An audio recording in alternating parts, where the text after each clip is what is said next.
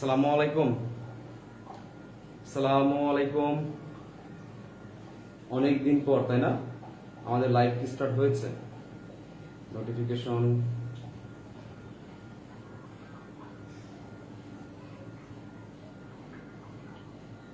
জি, আমাদের লাইভটা স্টার্ট হয়েছে। আচ্ছা, আবারও সালাম দিতে না। আসসালামু আলাইকুম। আমাদের লাইভটা শুরু হয়ে গেছে। হ্যাঁ, তো আপনারা আমাকে একটু কাইন্ডলি একটু কনফার্ম করবেন যে আপনারা আমাকে শুনতে পাচ্ছেন কিনা, মানে আমাকে শুনতে এবং দেখতে পাচ্ছেন কিনা। একটু কাইন্ডলি এটা কনফার্ম করবেন, রাইট? তাহলে আমরা বুঝতে পারবো যে আসলে আমাদের কি অবস্থা, তাই না? আর একটা বিষয় একটু দ্রুত লিখেন, তাহলে যদি সবকিছু এভরিথিং ঠিক থাকে তাহলে আমরা হচ্ছে বিভিন্ন গ্রুপে শেয়ার করবো, রাইট? অনেকেই আমাকে সালাম দিচ্ছেন, সবাই সালাম একসাথে নিচ্ছি। ওয়ালাইকুম আসসালাম। ভাইয়া আজকে জোশ লাগতেছে। না ভাই, কিছুই না ভাই। আচ্ছা, তারপর ধন্যবাদ। জি স্যার, আচ্ছা ওকে, শোনা যায় ক্লিয়ার? আচ্ছা, অল ক্লিয়ার, রাইট? আচ্ছা ঠিক আছে, ধন্যবাদ সবাইকে। তো আমাদের আজকের কাঙ্ক্ষিত যে ক্লাস সেটা হচ্ছে সমাস, রাইট? আমি একটু বিভিন্ন গ্রুপে একটু শেয়ার করে নিই, প্লিজ। একটু সময় লাগবে, আমি শেয়ার করছি। হ্যাঁ, একটু আমাকে সময় দিবেন। এবং এই সাথে সাথে আপনি যাকে নিয়ে, যাদেরকে নিয়ে ক্লাস করতে চান তাদেরকে কাইন্ডলি একটু মেনশন করবেন, ঠিক আছে? একটু ইনভাইট করবেন, মেনশন করবেন, একটু অ্যাড জানাবেন তাদেরকে। কারণ আজকে আমাদের ক্লাসটা খুবই ইম্পর্টেন্ট ক্লাস। আমরা সমাস, আমি ক্লাসটা অনেক আগেই নিতাম, বাট আমি নিতে পারি নাই শুধু একটা কারণেই, সেটা হচ্ছে আচ্ছা, শেয়ার করে নিই।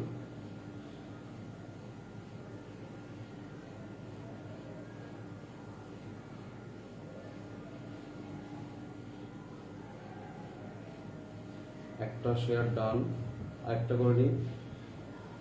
একটু ওয়েট করবেন সবাই, হ্যাঁ? আচ্ছা, এই ফাঁকে আরেকটা কথা শোনা হয়ে যাক, সেটা হচ্ছে আজকে যারা ক্লাসে জয়েন করেছেন তারা কে কোথা থেকে ক্লাসটা করবেন কাইন্ডলি একটু লিখবেন।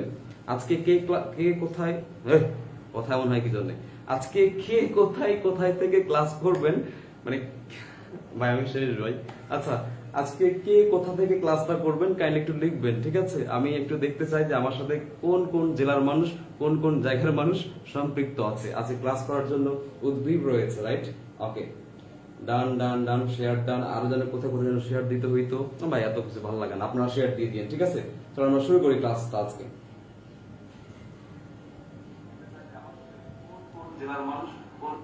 ওকে ওকে, ডান। আমরা শুনতে পাচ্ছি এবং দেখতে পাচ্ছি। হ্যাঁ নাইম ভাই, হ্যাঁ হ্যাঁ, ভালো আছি ভালো আছি ভাই। পারুন গেট আপনার বাসার। আচ্ছা, এই পর পর আসো। আচ্ছা দেখেন প্লিজ, তো আমি আপনাদের হচ্ছে আমি পড়ায় চলে যাচ্ছি, রাইট? আচ্ছা, অনেকে লিখছেন, লিখেন, সমস্যা নয়। আমি আপনাদের লেখাগুলো দেখবো, আমি কিছুক্ষণ পরে উত্তর দেবো, ঠিক আছে? ঠিক আছে।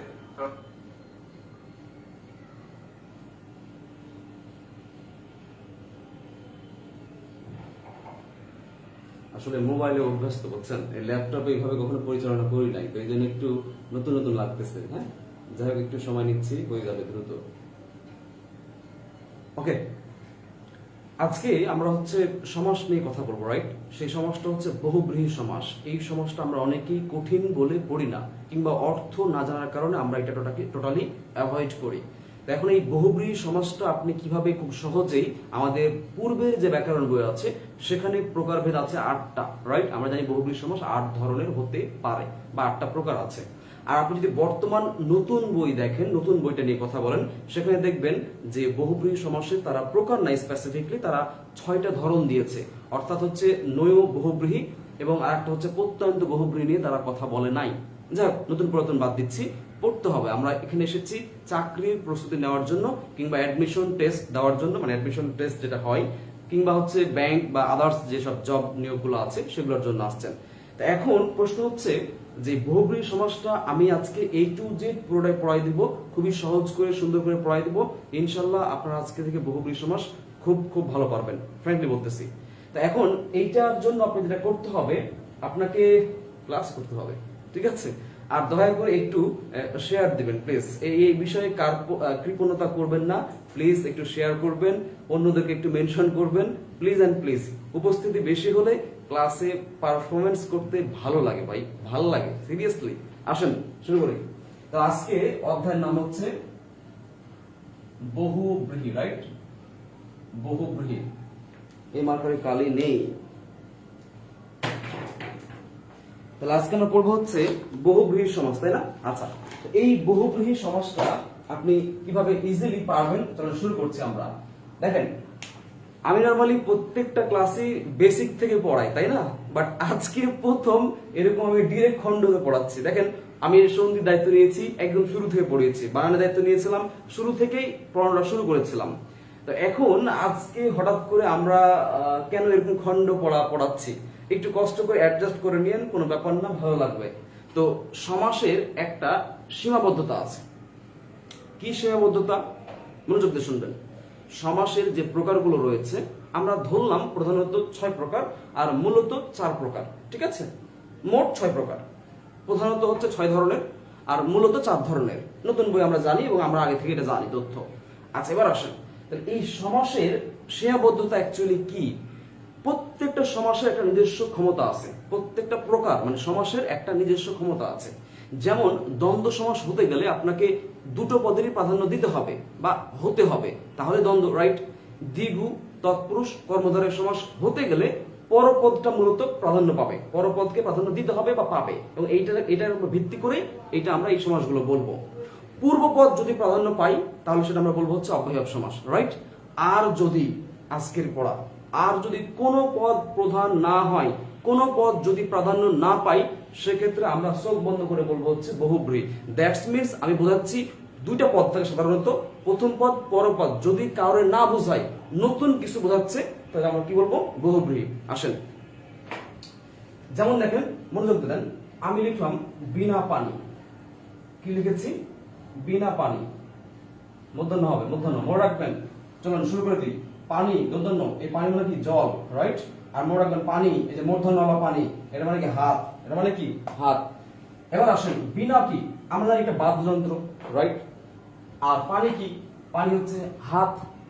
তার মানে বিনা পানি বলতে বোঝায় বাদ্যযন্ত্রের হাত বা হাতে বাদ্যযন্ত্র বা হাতের মাধ্যমে বাদ্যযন্ত্র বাজা, রাইট? এরকম সামথিং। এখন প্রশ্ন হচ্ছে বিনা পানি বলতে অ্যাকচুয়ালি কি বোঝায়? বিনা পানি বলতে অ্যাকচুয়ালি বোঝায় সরস্বতীকে। আমি আবার বলছি, কারে বোঝায়? সরস্বতী। এই সরস্বতী স্পেলিংটা ইম্পর্টেন্ট, মনে রাখবেন। স্বরে কোনো বফলা নেই, কিন্তু শ্রুতিতে বফলা আছে, এটা মনে রাখবেন, স্পেলিংটা ইম্পর্টেন্ট। তার মানে বিনা পানি বলতে অ্যাকচুয়ালি বাদ্যযন্ত্রকে বোঝাচ্ছে না, হাতকে বোঝাচ্ছে না, বোঝাচ্ছে দেবী সরস্বতীকে বোঝাচ্ছে, রাইট?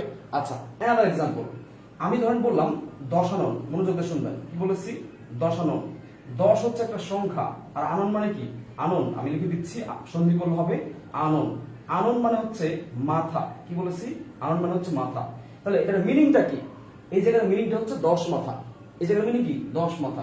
কিন্তু দশানন বলতে অ্যাকচুয়ালি 10 মাথা বোঝায় না, বোঝায় কারে বলেন তো? বোঝায় হচ্ছে রাবণকে। বলেন কারে বোঝায়? রাবণকে বোঝায়। তার মানে পূর্বপদ পরপদ না বুঝে ভিন্ন কিছু বোঝালো। এই পৃথিবীতে এক স্থানে একটা কবিতা আছে, জসীমউদ্দিনের কবিতাটা আমরা পড়েছি, না জীবন দাসের, সরি, জীবন দাসের কবিতা। এই কবিতায় দেখবেন বিশালাক্ষী বলে একটা শব্দ আছে, তাই না? আচ্ছা, এবার আসেন আমরা এই বিশালাক্ষী নিয়ে কথা বলি। খেয়াল করে দেখেন, আমি লিখছি বিশালাক্ষী। দেখেন, বিশাল মানে কি? বড় বা অতিরিক্ত বা অনেক। আচ্ছা, বিশাল। আর অক্ষী মানে কি? চোখ, বড় চোখ। তার মানে এটার মিনিং কি হচ্ছে? রাইট? বড় চোখ বা বড় চোখ, লাইক এরকমটা মিনিং হচ্ছে। কিন্তু বিশালাক্ষী বলতে অ্যাকচুয়ালি বোঝায় দেবী দুর্গাকে। কারে বোঝায়? দেবী, দেবী দুর্গাকে বোঝায়। এখন প্রশ্ন হচ্ছে, দেবী দুর্গা কি বড়? দেবী দুর্গা পুরোটাই কি চোখ? না। তার মানে পুরো পদ পরপদ কারণে না বুঝে নতুন একটি অর্থ দিচ্ছে, তা সেজন্যই এই বিশালাক্ষী বলেন, বিনা পানি বলেন, দশানন বলেন, এরকম আরো অনেক উদাহরণ আছে। আমি আর একটা উদাহরণ দিচ্ছি, ছোট্ট উদাহরণ। যেমন দেখেন, আমি লিখলাম 80-20। প্লিজ মনোযোগ দিয়ে শুনবেন, কি বলেছি? 80-20। দেখেন, 80 মানে কি? মনে রাখবেন, পরীক্ষায় আসবে সমার্থক শব্দ বা অর্থের জন্য। 80 মানে হচ্ছে দাঁত। কি বলেছি? 80 মানে হচ্ছে দাঁত। আর 20 বলতে আমরা বুঝি পয়জন বিষ। আচ্ছা, এখন প্রশ্ন হচ্ছে 80-20 বলতে অ্যাকচুয়ালি আমরা কি বুঝি? 80-20 বলতে আমরা অ্যাকচুয়ালি বুঝি সাপ।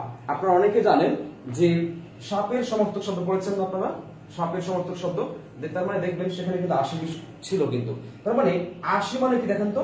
80 মানে হচ্ছে দাঁত, আর 20 মানে কি? পয়জন। এখন প্রশ্ন হচ্ছে, এই 80 দাঁত আর 20, দাঁত 20 বলতে কি আমার আপনার সবার কি, আপনার সবাই কি মানে দাঁতে 20 খেয়াল করেন? 80-20 বলতে 80 কে বোঝাচ্ছে না, দাঁত কে বোঝাচ্ছে না, 20 কে বোঝাচ্ছে, বোঝাচ্ছে একটা কুলকে। সেটা কি কুল? সেটা এই প্রাণীগুলোর মধ্যে সাপকে বোঝাচ্ছে, খেয়াল করে দেখেন। তার মানে পুরোপদ পরপদ কাউরে না বুঝিয়ে ভিন্ন কিছু বুঝিয়েছে, এই জন্য এটা হচ্ছে 100% বহুব্রীহি সমাস। এখন প্রশ্ন হচ্ছে, স্যার আপনি যে এতগুলো উদাহরণ দিয়েছেন বা দিচ্ছেন বা আপনি যে বোঝাচ্ছেন, তাহলে এগুলো কোনটা কোন উদাহরণের মধ্যে পড়বে, রাইট? কোনটা কোন উদাহরণের মধ্যে পড়বে? এইগুলো আমরা যে 8 প্রকার পড়বো, সেই 8 প্রকারের মধ্যে কিন্তু পড়বে। আমি এটা নিয়ে কিছুক্ষণ পরে কথা বলছি। আপনি আগে বাকি যে 6টা সমাস আছে, মানে 4-5টা আছে, মোট 6টা, আর ওদিকে নিত্যপ্রাদী আছে, ধরলাম 8টা, আমরা ধরলাম মানে 8 ধরনের। এই 8 ধরনের মধ্যে এইগুলো যে বহুব্রীহি হয়, আপনি এতটুকু জেনে থাকেন। এরপরে আপনাকে পড়াবো হচ্ছে বহুব্রীহি কোনটা কোথায় যাবে। আচ্ছা, এখন আপনারা আমাকে একটু কাইন্ডলি রেসপন্স একটু লিখেন যে আমি যে এই যে বিশালাক্ষী, বিনাপানি, তারপর দশানন, 80-20 এরকম শত শত উদাহরণ আছে, আপনারা কি মোটামুটি বুঝতে পেরেছেন বহুব্রীহি সমাসের পুরোপদ পরপদ না বুঝে ভিন্ন কিছু বোঝাই, অন্য কাউরে বোঝাই, অন্য কিছু বোঝাই, বুঝতে পেরেছেন? এই বিষয়টা আমাকে একটু কনফার্ম করেন। আমি এখান থেকে বের হয়ে আমি একটু প্রকারের মধ্যে চলে যাব, প্লিজ একটু লিখবেন।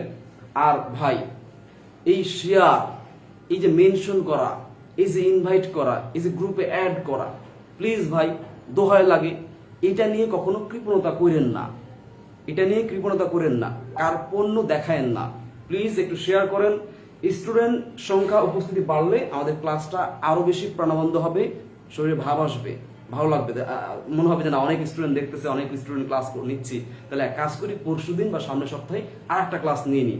হ্যাঁ, সিরিয়াসলি দেখেন, বাংলা ব্যাকরণের বেশ কিছু অধ্যায় আছে, যে অধ্যায়গুলো খুবই ইম্পর্টেন্ট, যেটা বলবো তার চেয়ে বেশি বলবো খুবই কঠিন আপনাদের কাছে।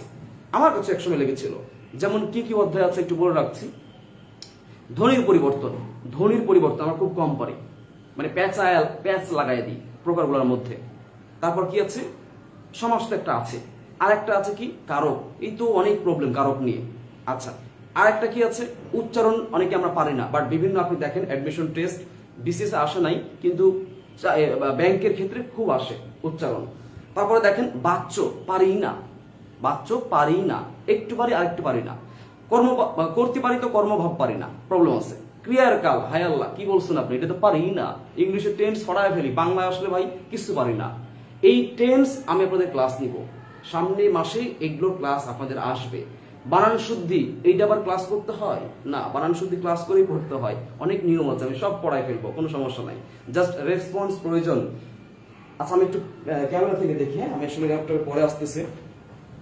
অনেকে লিখছেন আমাদের সাথে ক্লাস করে 376 জন, 400 কি পার হবে না? কিছুক্ষণ আগে 400 দেখলাম।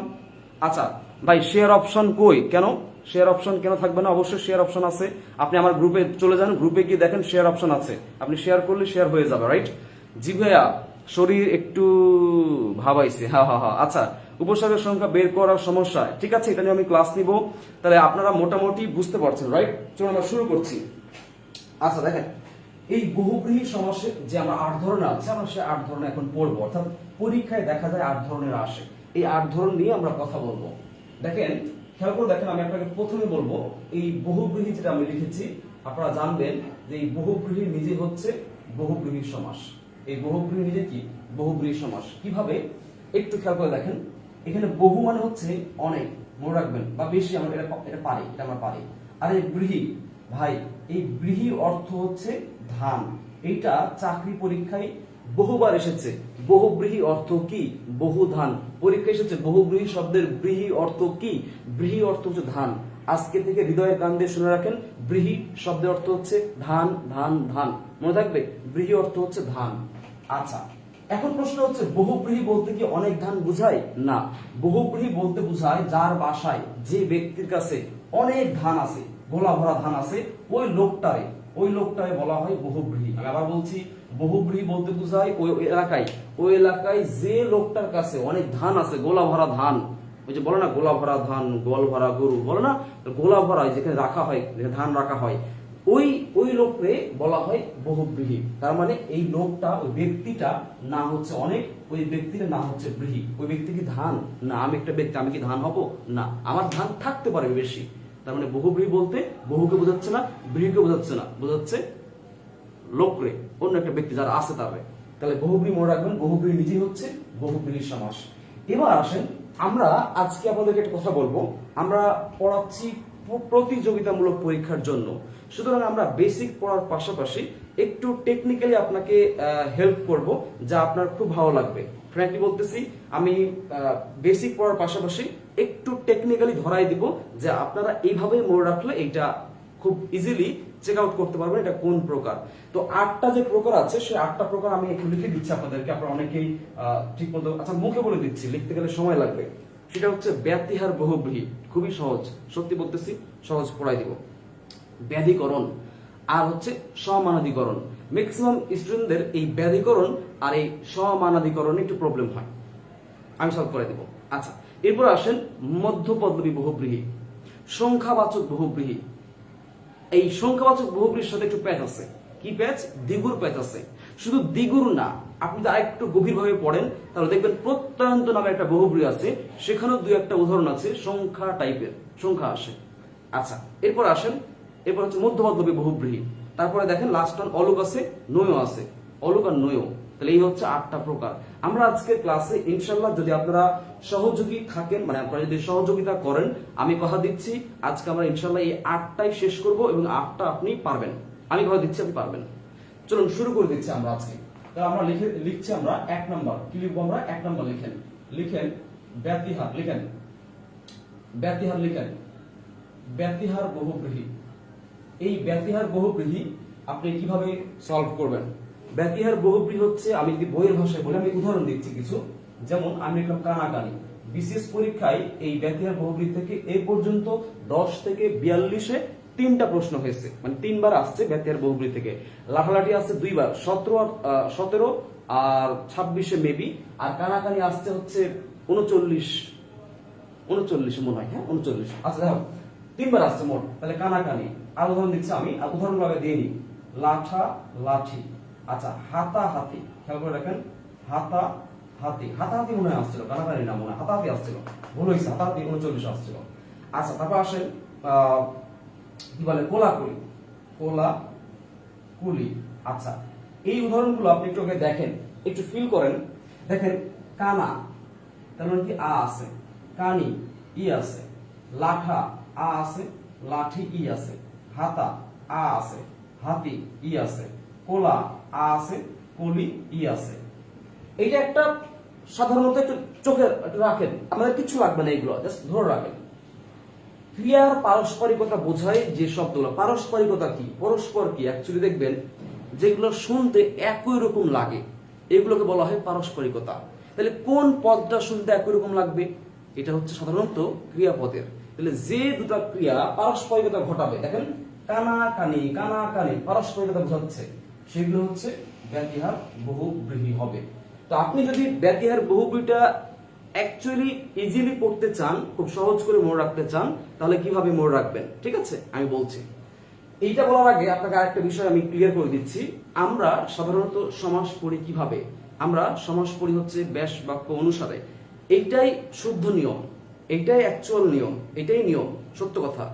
কিন্তু প্রতিযোগিতামূলক যে পরীক্ষাগুলো আমরা দিচ্ছি বা দিয়ে থাকি, সেই পরীক্ষাগুলো আপনি দেখবেন কখনোই ব্যাস বাক্য থাকে না। একটা সমস্ত পদ দিবে, লাইক এরকম দিবে, দিয়ে আপনারা বলবে এইটি কোন সমাস। আপনাকে ব্যাস বাক্য করতে হবে নিজে নিজে, দেন সেই ব্যাস বাক্য অনুসারে আপনি উত্তর করবেন। আজকে আমি বলবো যে আপনি এই ধারাটা কন্টিনিউ করতে পারেন, কোনো সমস্যা নেই, এটা আপনার একান্ত ব্যক্তিগত বিষয়। তবে আপনি চাইলে ব্যাস বাক্য ছাড়াই, যেমন আমি যদি একটু বলি, দ্বিগু সমাস এবং সংখ্যাবাচক বহুব্রীহি, এই দুটো সমাসে কিন্তু আপনার প্রচন্ড প্রবলেম হবে যদি আপনি ব্যাস বাক্যর ওয়েতে যান। সত্যি বলছি, আমি একটু পরে বলে দেবো, এটা ক্লিয়ার করে দেবো আজকে, এটা ক্লিয়ার করে দিব একটু পরে। আপনি এইটা, এই যে ব্যাস বাক্যর যে স্টাইলটা, আমরা সেই স্টাইলে না যে আমরা সমস্ত পদে যদি স্টাইলে পড়ি, এতে করে তাৎক্ষণিক আমরা উত্তর বের করতে পারবো। ব্যাস বাক্য 4টা অপশন থাকবে, 4টা অপশন থেকে ব্যাস বাক্য করে করে যদি আপনি উত্তর করেন, একটা ব্যাস বাক্য যদি ভুল হয়ে যায়, আপনার উত্তর ভুল হয়ে যাবে। এটা আপনি উপমান উপমিতিতে ভালো বুঝবেন। উপমান সমাস উপমিতিতে ভালো প্যাচ লাগবে আপনার সংখ্যাবাচক বহুব্রীহি দ্বিগুতে ভালো প্যাচ লাগবে। এই জন্য আমরা, যেহেতু আমি আবার বলছি, কিন্তু আমরা কিন্তু গবেষণার জন্য পড়ছি না, আমরা পড়ছি প্রতিযোগিতামূলক পরীক্ষায় যেন ভালো মার্ক ক্যারি করতে পারি, যেন ইজিলি আনসার করতে পারি, সেই জন্য আমরা পড়ছি। আর সেই দিক থেকে আমরা একটু টেকনিক্যালি পড়বো, মানে একটু সূত্র দিয়ে, ছন্দ দিয়ে, কৌশল দিয়ে পড়লে আমাদের জন্য সহজ হবে। আমি সেই দিক দিয়ে আপনাদের পড়ায় নিয়ে যাচ্ছি। তাহলে ক্রিয়ার পারস্পরিকতা বাদ, সব বাদ। আপনি একটু খেয়াল করেন তো, দেখেন কানা কানি, খেয়াল করেন কানা, আবার কি কানি। দেখেন লাঠা লাঠি, হাতা হাতি, কোলা কুলি। একটু ফিল করেন তো, আমরা বিরক্ত শব্দ পড়েছিলাম, মনে আছে? বিরক্ত শব্দ, বিরক্ত শব্দ। এই বিরক্ত শব্দ, বিরক্ত শব্দের মতো লিখে রাখেন, লিখে রাখেন সবাই, খাতায় লিখেন, সূত্র লিখেন। বিরক্তি শব্দের মতো হলে তা ব্যতিহার।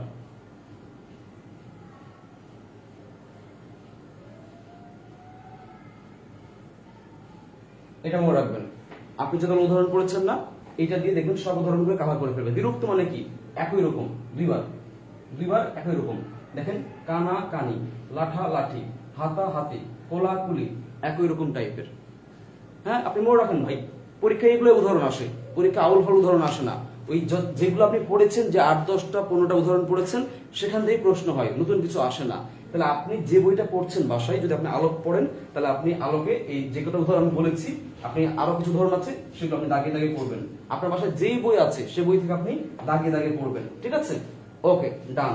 তাহলে আপনারা আমাকে কিছু বলেন তো, এই ব্যতিহার বহুব্রীহি যে বিষয়টা আমি বলেছি, এটা কি আপনারা ক্লিয়ার? জাস্ট লিখেন এস অর নো, আপনারা ক্লিয়ার? জাস্ট দ্রুত লিখেন। তাহলে এভাবে কি পারবেন সবাই? দ্রুত লিখেন। অনেকে আমাকে সালাম দিচ্ছেন, ওয়ালাইকুম আসসালাম। দেখেন দৌড়াদৌড়ি, এখন প্রশ্ন হচ্ছে দৌড়িয়ে দৌড়িয়ে যে মানে কাজ, হ্যাঁ হয়তো দৌড়াদৌড়ি, ঠিক আছে। কানাকানি, কানে কানে যে কথা, লাঠালাঠি, লাঠিতে লাঠিতে যে যুদ্ধ, হাতাহাতি, হাতে হাতে যে যুদ্ধ, কোলাকুলি, কোলে কোলে যে মিলন। পারা যাবে? লিখেন, দ্রুত লিখেন। সবাই পারবেন? গুড। ক্লাস করতে 400 ক্লাস স্টুডেন্ট, সবাইকে অনেক ধন্যবাদ। আমার ক্লাসে যারা নতুন জয়েন করেছেন, তাদেরকে আমি স্বাগত জানাচ্ছি। আপনাদের জন্য অনেক ভালো কিছু অপেক্ষা করতেছে, ভালো জায়গাতে আসছেন, ঠিক আছে? আসেন। তাহলে আমাদের ব্যতিহার বহুব্রীহি শেষ, এটা নিয়ে কথা বললাম না, এটা সহজ, আপনারা পারেন। এবার আসেন ব্যতিকরণ বহুব্রীহি, আর একটা হচ্ছে সমানাধিকরণ। তাহলে আমরা একবারে শিখবো, এই দুটো আমরা একবারে শিখবো, ঠিক আছে? এই দুটো আমরা একবারে শিখবো। তাহলে কাজ করেন, এটা আমার দরকার নেই। আপনি একটা হচ্ছে চার্ট নেন, চার্ট। এই চার্ট নেন, চার্ট নিয়ে আপনি সেন্টারাইজ করেন, করার পরে এখানে লিখেন ব্যাধিকরণ। কি লিখবেন? ব্যাধিকরণ। আর এখানে লিখবেন সমানাধি, সমানাধিকরণ। আচ্ছা, এই হচ্ছে, দেখেন লিখেন। তাহলে কি বলেছি? ব্যাধিকরণ, সমানাধিকরণ। লিখেন আগে। আমি আপনাদের সবসময় বলি যে আমার ক্লাস করতে হলে খাতা কলম নিয়ে টেবিল চেয়ারে বসে করতে হবে। সিরিয়াসলি, আপনি একটু চেষ্টা করেন, আপনি অনেক ভালো পারবেন। একটু চেষ্টা করেন, পারবেন। আসেন, এবার আসেন। তাহলে ব্যাধিকরণ, সমানাধিকরণ, একটা সূত্র লিখেন। সূত্র বেসিক বইয়ে পাওয়া যায়, পড়ে নিন। আমার ক্লাস ছোট করতে হবে। লিখেন উভয় পদে, আচ্ছা এত কাহিনী না করে লিখেন, সূত্র ডাইরেক্ট লিখেন। লিখেন নাউন প্লাস নাউন, লিখেন নাউন প্লাস নাউন, লিখেন নাউন প্লাস নাউন এবং নতুন অর্থ বুঝাবে বা বোঝাবে। লিখেন, এখানে লিখেন অ্যাডজেক্টিভ, লিখেন অ্যাডজেক্টিভ প্লাস নাউন এবং এবং ওই যে একই কথা, নতুন বা অন্য অর্থ বুঝাবে, ঠিক আছে? আমি নতুন বলতে অভ্যস্ত, আপনারা চাইলে অন্য লিখতে পারেন, ঠিক আছে? নাউন প্লাস নাউন হবে গঠনটা, এবং নতুন অর্থ বুঝাবে বা অন্য অর্থ বুঝাবে, আপনার যেভাবে সুবিধা হয় আপনি লিখেন, সেটা প্রবলেম নেই। এবার আসেন আমরা কোশ্চেন সলভ করব। আমি কিছুক্ষণ আগে বলেছিলাম আপনাকে 80-20, মনে আছে? এই দেখেন আমি লিখলাম 80-20।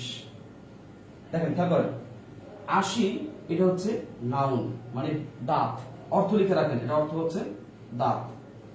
20 পয়জন, এটাও কি নাউন। তার মানে নাউন প্লাস নাউন পেয়েছি, তার মানে এটা ব্যাধিকরণ হতে পারে। নাউন প্লাস নাউন কিন্তু উপমিত হতে পারে। কেয়ারফুল, খুব খুব ঠান্ডা মাথায় বুঝতে হবে। নাউন প্লাস নাউন হলে উপমিত হয় কিন্তু, তবে সেটা তুলনা কেন্দ্রিক হবে। তাহলে নাউন প্লাস নাউন এবং তুলনা যদি বোঝায় সেটা হবে উপমিত কর্মধারয় সমাস। আর যদি নাউন প্লাস নাউন এবং নতুন অর্থ কিংবা অন্য অর্থ বোঝাচ্ছে এমনটা নির্দেশ করলে সেটা 100% কি হবে, ব্যাধিকরণ বহুব্রী। কিভাবে আসেন, তাহলে আমরা নাউন প্লাস নাউন পেয়েছি, তার মানে এটা হয় উপমিত হবে, না হয় এটা ব্যাধিকরণ হবে। আচ্ছা আপনি দেখেন তো 80-20 এটা কি তুলনা? কিন্তু এটা কি তুলনা? 80-র সাথে 20-এর কি তুলনা? না, দাঁতের সাথে 20-এর তুলনা হচ্ছে না, তার মানে উপমিত হবে না। সহজ হিসাব, 80-20 বলতে বোঝাই সাপকে, তাহলে এই সাপ কি 80? না। এই সাপ কি 20? না। নতুন অর্থ, এটা 100% ব্যাধিকরণ। আচ্ছা আমি কিছু আগে লিখেছিলাম বিনা পানি, তাই না? লিখেন বিনা পানি, তাহলে বিনা কি? বাদ্যযন্ত্র, বাদ্যযন্ত্র। পানি কি? হাত, মূর্ধন্য আছে হাত, তার মানে বিনা বাদ্যযন্ত্র এটাও নাউন। পানি কি? হাত, এটাও কি নাউন। কিন্তু বিনা পানি বলতে কি বুঝাই? সরস্বতী বুঝাই, তাই না? সরস্বতী বুঝাই। তাহলে প্রশ্ন হচ্ছে এই সরস্বতী কি বাদ্যযন্ত্র? না। এই সরস্বতী কি হাত? তাও না। তার মানে নতুন কিছু হচ্ছে, এটা 100% কি হবে? ব্যাধিকরণ বহুব্রী সমাস হবে। দেখেন 40 বিসিএস পরীক্ষায় একটা কোশ্চেন আসছিল যে ঊর্ধ্বনাভ দ্বারা কি বুঝায়। খেয়াল করেন, খুব মাথা ঠান্ডা করে খেয়াল করেন। বলছে ঊর্ধ্বনাভ কোন সমাস, এটা বলে নাই, বলেছে ঊর্ধ্বনাভ শব্দ দ্বারা কি বুঝায়। দেখেন আমি সবসময় ব্যাচে ক্লাসে যে জায়গায় যাই সেখানেই বলি, আপনি ব্যাকরণটা যার জন্য পড়ছেন শুধু তার জন্যই পড়বেন না, আশেপাশে দেখে পড়বেন। কিরকম? যেমন দেখেন ঊর্ধ্বনাভ কিন্তু বলতে আপনি বুঝেন এটা সমাস, এটা আপনি কি বুঝেন? সমাস বুঝেন, বহুব্রী সমাস। কোন বহুব্রী? ব্যাধিকরণ। আপনি মুখস্থ করেছেন বা আপনি বুঝেন সাধারণত। আপনি তো আমি কোশ্চেন করি যে ঊর্ধ্বনাভ বলতে তোমরা কি বুঝো, মানে ঊর্ধ্বনাভ মানে অ্যাকচুয়ালি কেন পড়ো তোমরা, বা এটা কি? সমাস, সমাস, সমাস। কি সমাস? বহুব্রী সমাস, তাই না? কিন্তু এটা আসছে অর্থের জন্য। তার মানে আমাকে শুধু সমাস পড়লে চলবে না, সেটা বানানের জন্য আসতে পারে, সেটা অর্থের জন্য আসতে পারে, সেটা বিভিন্ন কারণে আসতে পারে। আসেন, পূর্ণ বলতে সুতো বা জাল, রাইট? জালের সুতো বা সুতোর জাল যেটা আমরা বলি। নাভ বলতে নাভি, তাহলে পূর্ণনাভ বলতে তার মানে কি? দেখেন নাউন সুতো, আর নাভি হচ্ছে কি? নাউন। এই দুটো না বুঝিয়ে বোঝাচ্ছে মাকড়সা। কি হচ্ছে বলেন তো? মাকড়সা। খেয়াল করে দেখেন, তাহলে এই যে মাকড়সা যে প্রাণীটা আছে, প্রাণীটা কি জাল? এই প্রাণীটা কি হচ্ছে? সুতা, মানে সুতা, জাল না সুতা বলি। এই প্রাণীটা কি নাভি? না। তার মানে এটা কিছুই হচ্ছে না, তার মানে এটা অবশ্যই ব্যাধিকরণ বহুব্রীহি। আমরা অনেক সময় পদ্মনাভ কি বলি? আমরা পদ্মনাভ। লিখেন, নিচে কি লেখা যাবে? আর না, যাবে না। আচ্ছা আমি এই জায়গাতে চলে আসছি। আচ্ছা এখানে দেখেন, এখানে দেখেন আমি লিখছি পদ্মনাভ। পদ্মনাভ, পদ্মনাভ বলতে পদ্ম বোঝায় না, নাভ বোঝায় না, বুঝাই বিষ্ণুটা বোঝায় না। বিষ্ণু না শিব, পদ্মনাভ তো বিষ্ণু। দেখে লয় না, দেখে কথা কন ঠিক না, তাই না? আচ্ছা খেয়াল করে দেখেন, তাহলে কি বলছে আমি? পদ্মনাভ। তাহলে এই পদ্মনাভ দিয়ে খেয়াল করে দেখেন কি বোঝাই? পদ্মনাভ দিয়ে বোঝাই বিষ্ণুকে। ঠিক আছে, প্রথমটা ঠিক ছিল আমার, বিষ্ণুকে বোঝায়। ঠিক আছে, এই দেখেন বিষ্ণুকে বোঝাচ্ছে। তাহলে এটা মনে রাখতে হবে কিন্তু যে পদ্মনাভ দ্বারা আপনাকে বিষ্ণুকে বোঝাচ্ছে। কেয়ারফুল। আচ্ছা আমরা যদি আরো কিছু উদাহরণ দিই, যেমন ধরেন বলেছি আমরা কথা সর্বস্ব। কথা হচ্ছে নাউন, সর্বস্ব কি? নাউন। কথা সর্বস্ব বলতে বোঝায় যে ব্যক্তির কথা সর্বস্ব, ওই ব্যক্তিরে বোঝায়, ব্যক্তি কেন্দ্রিক। আমরা আরো কিছু আপনাদের উদাহরণ দিয়ে দিচ্ছি, একটু বই থেকে, আলোক বই থেকে উদাহরণ দিচ্ছি, কিছু একটু মনোযোগ দিয়ে শুনবেন। যেমন আমি বলেছিলাম যে ধরেন আরেকটা উদাহরণ দিলাম যে ইত্যাদি। এই ইত্যাদি নিয়ে আমি একটু কথা বলে দিই আপনাদেরকে। ইত্যাদি সমাজটা আপনারা অনেকেই ভুল করেন। এই ইত্যাদি সমাজটা নিয়ে আমি একটু কথা বলছি। আমি লিখছি ইত্যাদি। খেয়াল করেন, ইত্যাদি যদি আপনি ভাঙেন, মানে শব্দটা যদি আপনি ভাঙেন, ভাঙলে হবে হচ্ছে ইতি যোগ হচ্ছে আদি, এতটুকু। আচ্ছা খেয়াল করেন, তার মানে এটা হচ্ছে ইতি, এটা হচ্ছে আদি। তাহলে ইতি কি? ইতি হচ্ছে শুরু, এটা নাউন। আদি কি? মানে সরি, ইতি মানে শেষ, আদি মানে কি? শুরু, এটাও কি নাউন। তারপরে নাউন নাউন আছে। এটা ভাই, এটা হচ্ছে ইত্যাদি। আপনি দেখে হয়তো বুঝবেন না, আপনি সন্ধি করে যখন ভাঙবেন তখন আপনি এটা বুঝতে পারছেন ইত্যাদির মধ্যে কি কি ম্যাটেরিয়ালস আছে। এখন আসেন ইত্যাদি বলতে অ্যাকচুয়ালি কি বুঝায়, আমরা কখন ইত্যাদি লিখি। আমরা এই ইত্যাদি সমাসটা ম্যাক্সিমাম ছেলেমেয়েরা যদি জিজ্ঞেস করি ইত্যাদি কোন সমাস, বলবে হচ্ছে পঞ্চমী তৎপুরুষ সমাস। কিভাবে? ইতি হতে আদি। আর কিছু ক্যাটাগরি আছে, আরেকটা স্টুডেন্ট কিছু ধরনের, মানে আরেকটা ক্যাটাগরির কিছু স্টুডেন্ট আছে যারা বলবে এটা দ্বন্দ্ব সমাস। কিভাবে? ইতি ও আদি। বাট এইটা 100%, আমি আবার বলছি, এইটা মূলত 100% এটা হচ্ছে ব্যাধিকরণ বহুব্রী। কোন সমাস হবে এটা? ব্যাধিকরণ বহুব্রী সমাস হবে। কিভাবে? আসেন, এটা ব্যাস বাক্য হবে ইতি আদি যাতে বা যাহাতে। আমি যাহাতে লিখলাম, ইতি আদি যাহাতে বা যাতে। তার মানে আপনি ইত্যাদি বলতে আমরা কি বুঝি, আমি অনেকগুলো উদাহরণ দিয়েছি, দেওয়ার পরে কমা দিয়ে আমি অনেকগুলো উদাহরণ দিয়েছি, দিয়ে আমরা কি বলি, আমরা বলি হচ্ছে ইত্যাদি। তার মানে এটার মানে কি, এর মানে হচ্ছে এরূপ কিংবা আরো কিংবা প্রভৃতি। তার মানে ওই উদাহরণগুলো ছাড়াও আরো আছে, তারপর আমরা প্রভৃতি বলি বা এছাড়াও বা আরো। এখন প্রশ্ন হচ্ছে খেয়াল করেন, এছাড়াও আরো বা প্রভৃতি এটা মানে কি ইতি না, এটা মানে কি আদি না। তাহলে প্রথমকে বোঝাচ্ছে না, শেষকে বোঝাচ্ছে না, বোঝাচ্ছে নতুন কিছু, যে এরূপ আরো আছে এছাড়াও। তার মানে ইতিকে বোঝাচ্ছে না, শেষকে বোঝাচ্ছে না, শুরুকে বোঝাচ্ছে না, নতুন কিছু বোঝাচ্ছে। তাই এটা অবশ্যই অবশ্যই অবশ্যই অবশ্যই ব্যতিকরণ বহুব্রী আনসার হবে। যদি অপশনে কোনো কারণে ব্যতিকরণ বহুব্রী না পান, সেক্ষেত্রে আপনার প্রচলিত ভুল পঞ্চমিত ভুল সেটা দিতে পারেন, বা এটা বহুব্রী সমাস হবে। রাজশাহী বিশ্ববিদ্যালয়ে আসছিল, অবশ্যই বহুব্রী সমাস হবে। রেফারেন্স আছে দুইটা, আপাতত দুইটা রেফারেন্স। একটা হচ্ছে দিলীপ কুমারের সমাস অভিধান, দিলীপ কুমার তার নাম, হ্যাঁ এটা হচ্ছে দিলীপ কুমারের সমাস অভিধান প্রথম খণ্ড। আর একটা হচ্ছে শিশির শিশির শিশির শিশির শিশির শিশির এটা চটি সমাসের বই আছে, খুব পাতলা, হ্যাঁ ওইটা আচ্ছা খুব ভালো লিখছে উনি, শিশির, হ্যাঁ লিখছে। আচ্ছা আসেন, তাহলে এই হচ্ছে বিষয় রত্ন গর্ভা। তার মানে কি, রত্ন গর্ভে যা, এটা একজন রত্নগর্ভা ব্যক্তির বোঝাচ্ছে, মায়ের বোঝাচ্ছে। তার মানে এটা অবশ্যই ব্যতিকরণ হবে। রাইট, শেষ। এবার আপনারা বলেন তো, ব্যতিকরণ বহুব্রী কি মোটামুটি পারবেন? আমাকে একটু বলেন, ব্যতিকরণ বহুব্রী কি মোটামুটি পারবেন? একটু কমেন্টগুলো আমি পড়ে আসি। আজকে কমেন্ট পড়া হচ্ছে খুবই কম, কারণ ক্লাসটা আমি দ্রুত শেষ করে যাচ্ছি। সায়েন্স থেকে ঢাকা বিশ্ববিদ্যালয়ের ডি ইউনিটে এক্সাম দিবা কে কে? তোমরা কি পড়াশোনা করতে আসছো নাকি দল খুঁজতে আসছো? স্যার টিউশনি শেষ করে আসছি, তাই দেরি হয়ে গেছে, দয়া করে ভিডিওটি আপলোড দিয়ে রাখেন। ঠিক আছে, চেষ্টা করব। তারপরে অনেকে লিখছেন, আচ্ছা আপনারা কি সবাই কি বুঝতে পারছেন? কাইন্ডলি একটু লিখেন তো। আমি আপনাদের কমেন্ট পড়ার জন্য ব্যাকে এসেছি। জি, তারিখ লিখেছে, সে বলছে তারিখ, তাই না? তারিখই তো মনে হয়। জি, সে বুঝতে পারছেন। এই জি শব্দটা আপনারা লিখছেন অনেক সময় জয়ে বয়ে রশ্মি, না, শুধু জয় রশ্মি ইউজ করবেন, জি, হ্যাঁ জি লিখবেন। সৌরভ লিখেছে, মাহমুদ লিখেছে, ফাতিমা লিখেছে, দেন হচ্ছে ফাতিমা খান, হ্যাঁ মরিয়ম লিখছেন, দেন হচ্ছে নিজামউদ্দিন লিখেছে, মোহাম্মদ আলী লিখেছে, তারপর হচ্ছে নায়ানদেব লিখেছে, তাহমিনা লতা। এত তথ্য কিভাবে মাথায় রাখবো আমি?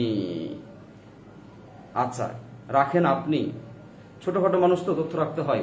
জি বুঝছি। আহলাম ফাজেলা, গুড গুড। কানিজ ফাতেমা, জি গুড। খালেদ সাইফুল্লাহ, এমডি সুমন, দেন হচ্ছে জিয়ান হোসেন। ক্লাস টাইম একটু দেরি করলে ভালো হইতো, সপ্তাহে কয়দিন? আচ্ছা ঠিক আছে, আমি এগুলো বলে দিব সময় আপনাদেরকে। ঠিক আছে, আপনারা গ্রুপে থাকেন, শেয়ার করেন, সবাই একটু ইনভাইট করেন। আমরা আপনাদেরকে যে সব সিস্টেমগুলো আমাদের আছে, ক্লাস বিভিন্ন সময় যে ক্লাসগুলো আমরা প্রোভাইড করবো সেগুলো আপনাদের জানিয়ে দিব। স্যার প্রকৃতিতত্ত্বের পিডিএফ কি দিবেন? আচ্ছা ঠিক আছে, আমি কালকে ফ্রি থাকলে আমি দিয়ে দিব, কালকে বাসায় থাকবো, আমি দেওয়ার চেষ্টা করব। ঠিক আছে, অনেকেই বুঝতে পারছেন, আপনাদের প্লিজ আপনারা রেসপন্স করবেন যে আসলে বুঝতে পারছেন, না বুঝতে বলবেন, আমি আরেকবার পড়ার বুঝে দেওয়ার চেষ্টা করব। জি স্যার, ওকে ডান।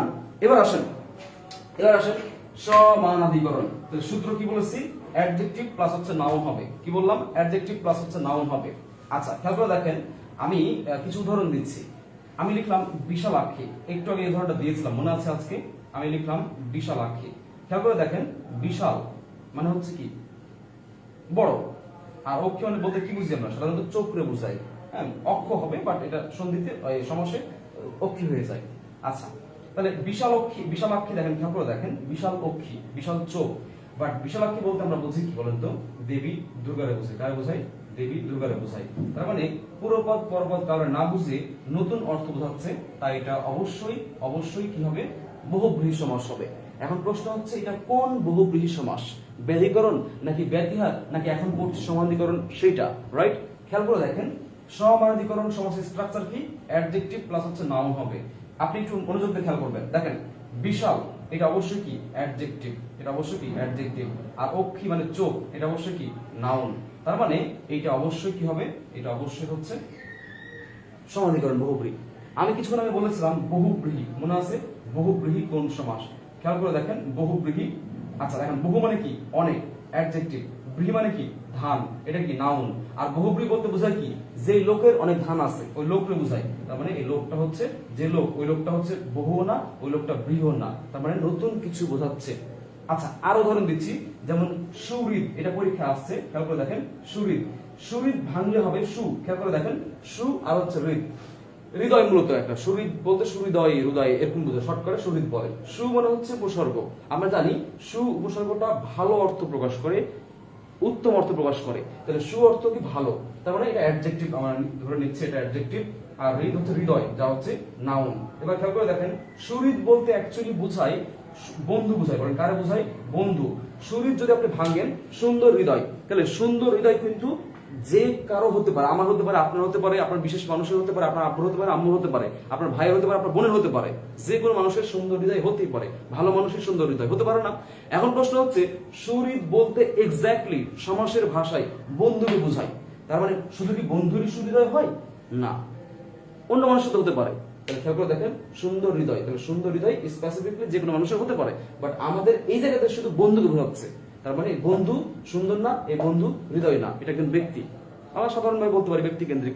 এই কারণে এটা হচ্ছে অবশ্যই বহুব্রীহি। কোন বহুব্রীহি? সেটা হচ্ছে সমাধিকরণ বহুব্রীহি সমাস। আচ্ছা, আরো আছে, যেমন আমরা অনেক সময় বলি যে কি বলে, হতবুদ্ধি মানে মন্দ বুদ্ধি যার, হ্যাঁ একটু বলি না, হত মানে কি? মন্দ, খারাপ।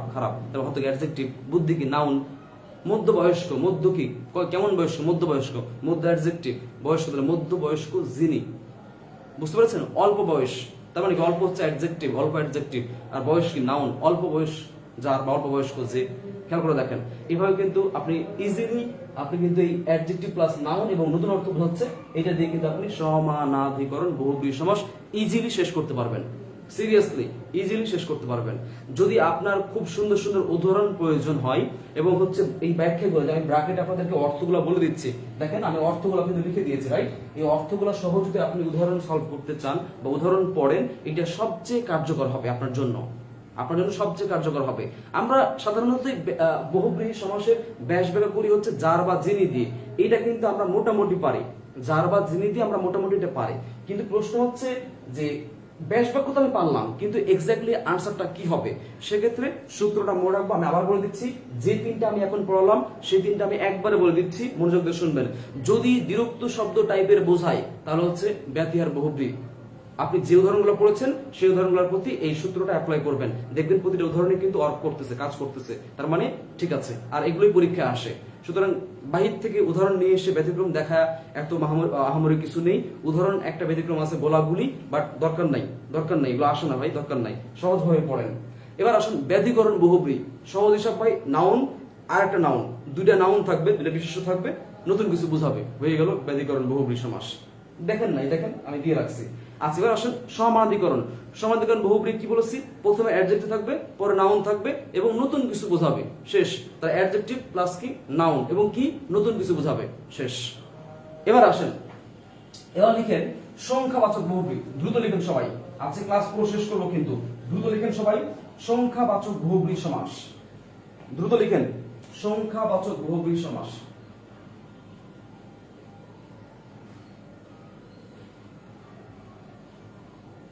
আচ্ছা, এই সংখ্যাবাচক বহুব্রীহি সমাস পড়ানোর পাশাপাশি আমি দ্বিগুও পড়িয়ে ফেলবো, বিকজ এই দ্বিগু নিয়েও আপনাদের অনেক প্রবলেম আছে। আমি একসাথে দ্বিগুটা পড়ায় ফেলবো, দুটো একসাথে পড়াবো, ঠিক আছে? তাহলে আপনি খুব ইজিলি আইডেন্টিফাই করতে পারবেন। তাহলে আমি আবার বলছি, সংখ্যাবাচক বহুব্রীহি এবং দ্বিগু। আমাদের কিছু কিছু সমাস আছে, সমাসবদ্ধ পদ আছে, যে সমাসবদ্ধ পদগুলোর প্রথমে সংখ্যা থাকে, সংখ্যা নির্দেশক। তো যেটার প্রথমে সংখ্যা থাকে সেটাকে আমরা সংখ্যাবাচক বহুব্রীহি বলতে পারি, কিংবা আমরা দ্বিগু বলতে পারি। এছাড়াও আরো দুটো বলা যায়। অনেক সময় সংখ্যা দিয়ে কিন্তু দ্বন্দ্ব সমাস হয়, যেমন 7, 17 দুই পদের সংখ্যা। খেয়াল করেন, আমি বললাম 19, 20 দুই পদের সংখ্যা। তাহলে লিখে রাখেন, দুই পদে সংখ্যা থাকলে দ্বন্দ্ব সমাস, উভয় দ্বন্দ্ব। লিখেন দ্বন্দ্ব সমাস, উভয় পদের প্রাধান্য পায় দ্বন্দ্ব সমাসে। তাহলে লিখে রাখেন, খাতায় নোট করে রাখেন, উভয় পদে সংখ্যা থাকলে সেটা কি হবে? দ্বন্দ্ব সমাস। যেমন 7, 17, 19, 20, হ্যাঁ এরকম আছে অনেক উদাহরণ। আচ্ছা, 9, 6 সংখ্যা আছে, তাহলে দ্বিগু ক্লিয়ার হয়ে গেল, আপনারা এটা পারবেন। দ্বন্দ্ব ক্লিয়ার হয়ে গেল। হ্যাঁ, এবার আসেন প্রত্যয়ন্ত বহুব্রীহি। এই প্রত্যয়ন্ত বহুব্রীহি থেকে চাকরির পরীক্ষায় বা অ্যাডমিশন টেস্টে বা ব্যাংকের পরীক্ষায় উদাহরণ আসে না বললে ভুল হবে। কিছু আসে, কম আসে, কম আসে। তাহলে প্রত্যয়ন্ত পড়তে হবে আমাকে, কারণ আসে। আচ্ছা, এই প্রত্যয়ন্ত বহুব্রীহির মধ্যে কয়েকটা বা কিছু উদাহরণ আছে যেগুলো সংখ্যা দিয়ে শুরু হয়। ঝামেলা লেগে গেল, কিন্তু সেপারেট করতে পারবেন আপনি, ওয়েট করেন, প্রত্যেক আমরা পরে পড়াবো। তাহলে উভয় পদের সংখ্যা সেটা কি হবে? দ্বন্দ্ব। আর মনে রাখবেন, লিখেন লিখেন পূর্ব পদে সংখ্যা। তাহলে দ্বিগু সমাসের কি হবে? পূর্ব পদের সংখ্যা। 2 নম্বর কন্ডিশন লিখে রাখেন পরপদ প্রধান। আমি প্রথমে বলেছিলাম যে সমাসের ক্ষমতা থাকে, ক্ষমতা, সীমাবদ্ধতা। এই দ্বিগু সমাসের সীমাবদ্ধতা হচ্ছে পরপদ প্রধান। তাহলে লিখে রাখেন পরপদ প্রধান লিখেন। আবার এখানে আসেন, এখানে লিখেন সূত্র লিখেন পূর্ব পদের সংখ্যা, লিখেন পূর্ব পদে সংখ্যা। তারপর 2 নম্বর লিখেন নতুন অর্থ প্রধান, নতুন অর্থ প্রধান মানে নতুন অর্থ বোঝাবে। এই দুটো আপনি কন্ডিশন মনে রাখবেন। আমি আবার বলছি, এই দুটো কন্ডিশন মনে রাখবেন। খাতায় লিখেন সংখ্যাবাচক বহুব্রী, এখানে পূর্ব পদের সংখ্যা, নতুন অর্থ বোঝাবে। কারণ বহুব্রী মানে কি রে ভাই? নতুন অর্থ বোঝাবে। আর দ্বিগু মানে কি? পরপদ প্রধান। এখন পূর্বের সংখ্যা থাকতে পারে, দ্বিগুণ হতে পারে, সংখ্যাবাচক বহুব্রী হতে পারে। তাহলে এটা কাইন্ডলি আপনারা সুন্দর করে লিখে নেন। এবার আসলে আমরা কোশ্চেন মানে উদাহরণ সলভ করব, ঠিক আছে? আচ্ছা, আপনাদের কি অবস্থা? এই আপনারা সবাই বুঝতে পারছেন? উপস্থিতি অনেক কমে গেছে। নীল অম্বর যার, অর্থাৎ হ্যাঁ নীল অম্বর যার, এটা সমাধিকরণ বহুব্রী হবে। মিথিলা ফারজানা, ধন্যবাদ।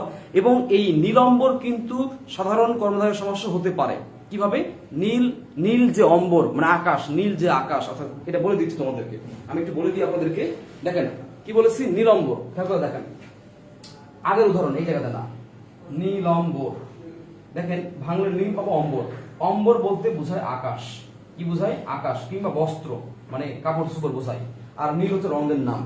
এই নীল অম্বরটা নীল অম্বর যার, খেয়াল করেন নীল অম্বর, খেয়াল করে দেখেন নীল অম্বর যার, এইটা কিন্তু বহুব্রী সমাস। আবার নীল যে অম্বর, নীল যে আকাশ, আকাশ কেন? আকাশটা বোঝাচ্ছে আকাশের অবস্থা কি? নীল আছে না কালো অবস্থায় আছে, নাকি মেঘলা অবস্থায় আছে, নাকি হলুদ অবস্থায় আছে? অনেক সময় রংধনু লাল থাকে, তার মানে আকাশের অবস্থা বোঝাচ্ছে। সেই দিক থেকে আকাশ প্রধান, পরপদ প্রধান। তাই এটা হয়ে যাবে হচ্ছে সাধারণ কর্মধারয়ের সমাস। আর যখন বলবে নীল অম্বর যার, মানে নীল বস্ত্র পরিধান করেছে যে, নীল অম্বর যার, এটা কিন্তু হয়ে যাবে হচ্ছে সমাধিকরণ বহুব্রী সমাস হবে। রাইট? তাহলে মনে রাখবেন সমাধিকরণ বহুব্রী সমাস হবে নীল অম্বর যার। এটা বোঝায় হচ্ছে বলরামরা বোঝাই, তাই না? বলরামই বোঝাই, কৃষ্ণ ভাইরে বলরামরা বোঝাই। আচ্ছা, রাম। আচ্ছা, এবার আসেন, তাহলে পূর্বপদ গেল, নতুন অর্থ প্রধান। আচ্ছা, এখন আসেন আমরা এই জায়গায় থাকি। এই জায়গায় আপনাদেরকে আজকে আপনাদের সমাস নিয়ে আরেকটা ক্লাস আমি নিব। এটা হচ্ছে আগামী মাসে নিব, প্রথম দিকে নিব।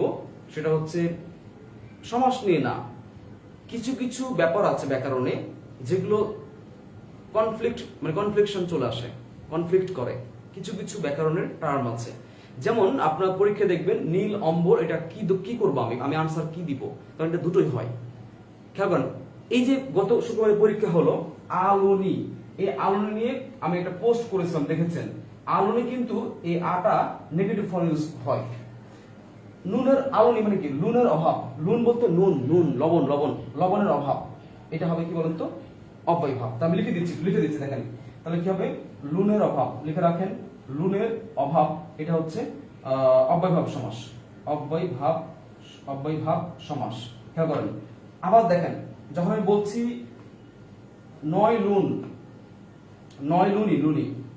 লুনি, এটা হয়ে যাচ্ছে নয় তৎপুরুষ হয়ে যাচ্ছে। এখন প্রশ্ন হচ্ছে তাহলে উত্তর কোনটা দিব?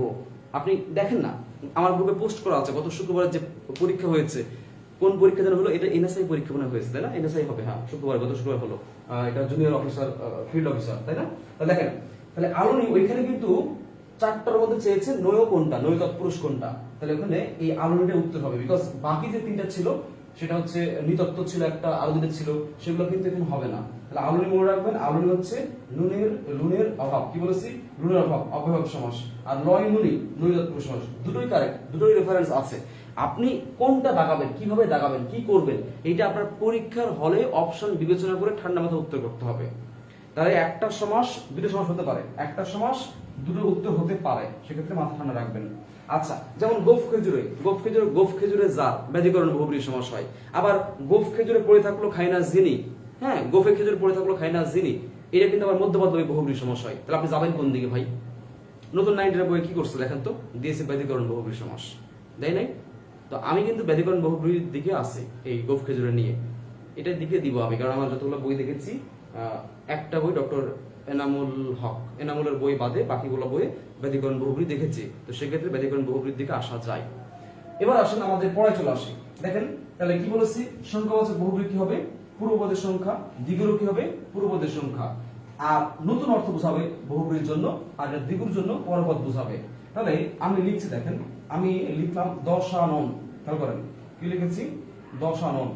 10 কি সংখ্যা, তার মানে সংখ্যা আছে, তাহলে এইটা হতে পারে, আবার এটা হতে পারে। এখন প্রশ্ন হচ্ছে কোনটা হবে, সেটা ডিপেন্ড, এই জায়গাটা বলে দিবে, এই জায়গাটা। আচ্ছা দেখেন আনন, আনন বলতে বোঝায় কি, মাথা। দশানন বলতে কি 10 মাথা বোঝায়, 10টা মাথা বোঝায় না, তার মানে পরপদ বোঝাচ্ছে না, এই জন্য এটা দ্বিগু হবে না। দশানন বলতে আমরা বুঝি রাবণকে, কারে বুঝি বলেন তো, আমরা রাবণকে বুঝি। আর রাবণকে বোঝার কারণে এই রাবণ কিন্তু দশও না, আবার রাবণ কিন্তু একা মাথাও না, এই জন্য ব্যক্তি কেন্দ্রিক বা রাবণ। তাহলে এই জন্যই এটা অবশ্যই হয়ে যাবে হচ্ছে সংখ্যাবাচক বহুব্রী সমাস। দশানন 10, আনন যা, বহুব্রী। আচ্ছা ধরেন আমি বললাম পঞ্চানন, কি বলেছি, পঞ্চানন, খেয়াল করে দেখেন, পঞ্চ মানে কি 5, আনন মানে কি মাথা। তাহলে পঞ্চানন বলতে 5 মাথা বোঝায়, 5টা মাথা বোঝায়, বা 5টা মাথার সমষ্টি সবার বোঝায় না, বোঝায় 5টা মাথা, মানে 5 মাথা যা, এটা বোঝায় শিবকে বোঝায়, বলে কারা বোঝায়, শিবকে বোঝায়। আচ্ছা যেমন আরেকটা উদাহরণ দেখেন, আমি বললাম শ্বেতা, কি বলেছি, শ্বেতা। দেখেন সে একটা ফার্সি উপসর্গ, লিখে রাখেন খাতায়, খাতা লিখে রাখেন। উপসর্গ হচ্ছে অনির্ণয় উপসর্গ, অনেকে আমরা 9, 10 এর বই পড়ি, সেখান থেকে আমরা কি করি, স্পেসিফিক আমরা করি যে 21টা হচ্ছে বাংলা, 20টা হচ্ছে তৎসম, তাহলে 41টা হয়ে গেল, 4টা হচ্ছে আপনার 10টা ফার্সি, 11টা হয়ে গেল, একটা আছে কি বলে হিন্দি উর্দু আছে, 52টা হয়ে গেল, আর 4টা আছে ইংরেজি, তাহলে কত হলো 52 2 4 56 হয়ে গেল, আর 4টা কি আছে আরবি আছে, তাহলে মোটামুটি 60টা হচ্ছে আমাদের উপসর্গ। এরকম আমরা একটা ধারণা করি, বাট না, উপসর্গ হচ্ছে অনির্ণয়।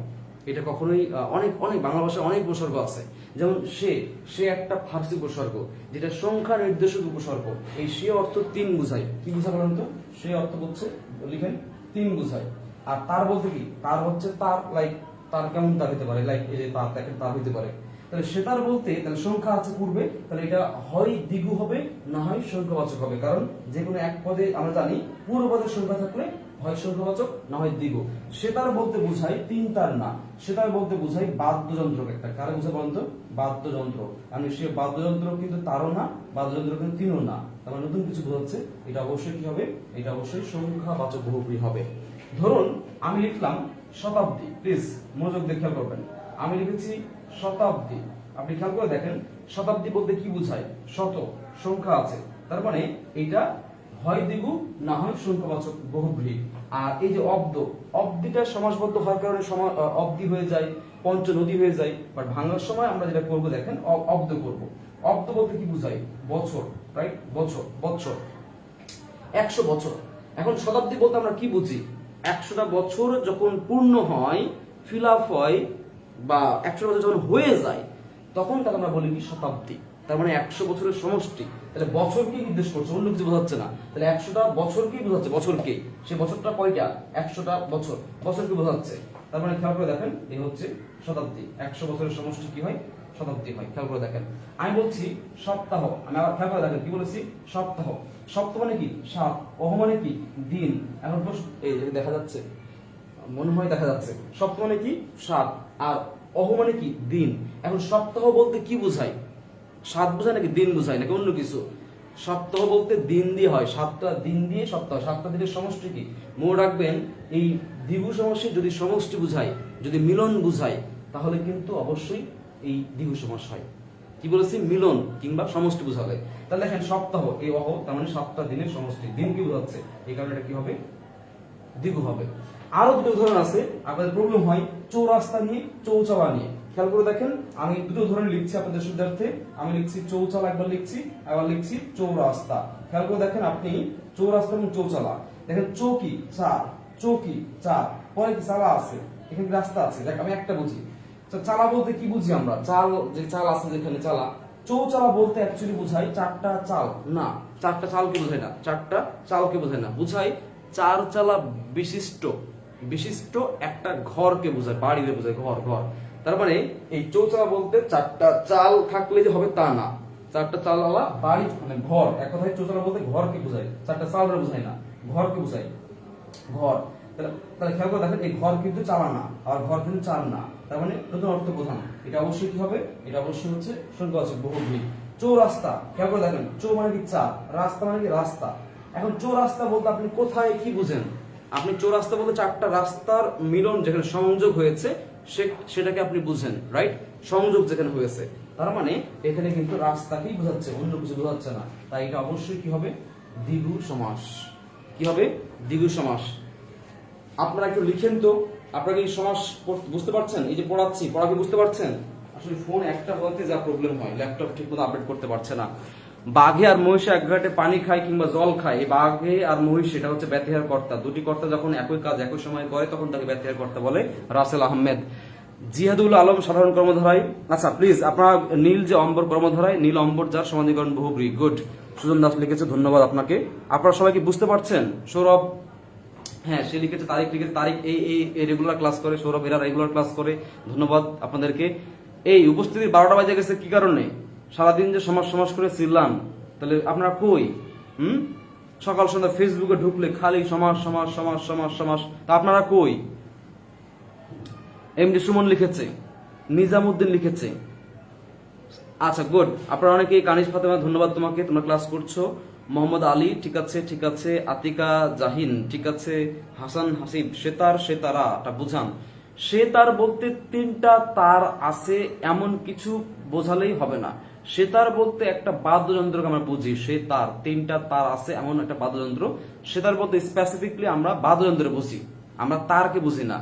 তার তো ভাই আমাদের যে আপনি যেটা মাল্টিপ্লাগ ইউজ করতেছেন বাসায়, সে মাল্টিপ্লাগে তারও তো হতে পারে, কিংবা আপনি হচ্ছে কাপড় শুকানোর জন্য তার টাঙেন, সে তারও তো হতে পারে। কারণ সে সব তারই কিন্তু বাদ্যযন্ত্র না, খেয়াল করতে হবে কিন্তু আপনাকে। তার মানে সেতারে যে বাদ্যযন্ত্রের তার, সে বাদ্যযন্ত্রের স্পেসিফিক নাম হয় একটা বাদ্যযন্ত্র, সেটাকে বোঝাচ্ছি আমরা, রাইট? ওকে, তাহলে এবার আসেন এই সংখ্যাবাচক বহুব্রীহি আর দ্বিগু শেষ। তাহলে একটা কাজ করি, আপনারা চাইলে এই সংখ্যাবাচক বহুব্রীহিটাকে আমরা একটু গল্প দিয়ে পড়তে পারি যদি আপনারা চান। আমি গল্প দিয়ে পড়াবো, একটা গল্প দিয়ে বলবো, গুরুত্বপূর্ণ শব্দগুলো সেখানে আছে। গল্প দিয়ে বলবো, একটু বলবো, বলেন প্লিজ। যদি আলোক বইয়ে এটা আছে, গল্প দিয়ে বলবো। আচ্ছা বলছি, দেখেন, খেয়াল করে দেখেন, পঞ্চানন নামের একটা নায়ক আছে, ছেলে আছে। এই পঞ্চানন 10 ভুজা, এই 10 ভুজা দেবীকে ভালোবাসে। আর এই 10 ভুজা একটা ভাই আছে, সে হচ্ছে দশানন, মানে হচ্ছে রাবণ। এই 10 ভুজা নায়িকারা ছিল একটু বড় লোক টাইপের। কেমন ছিল বলতো? একটু বড় লোক টাইপের ছিল। তো এদের যে বাড়িটা ছিল বা বাসাটা ছিল সেটা হচ্ছে চৌচালা টাইপের। আমি আবার বলছি, সেটা হচ্ছে চৌচালা টাইপের। এখন এই একদিন এই দশানন তার ভাই একদিন জেনে ফেলে যে তার বোনের সাথে একটা ছেলের সম্পর্ক আছে।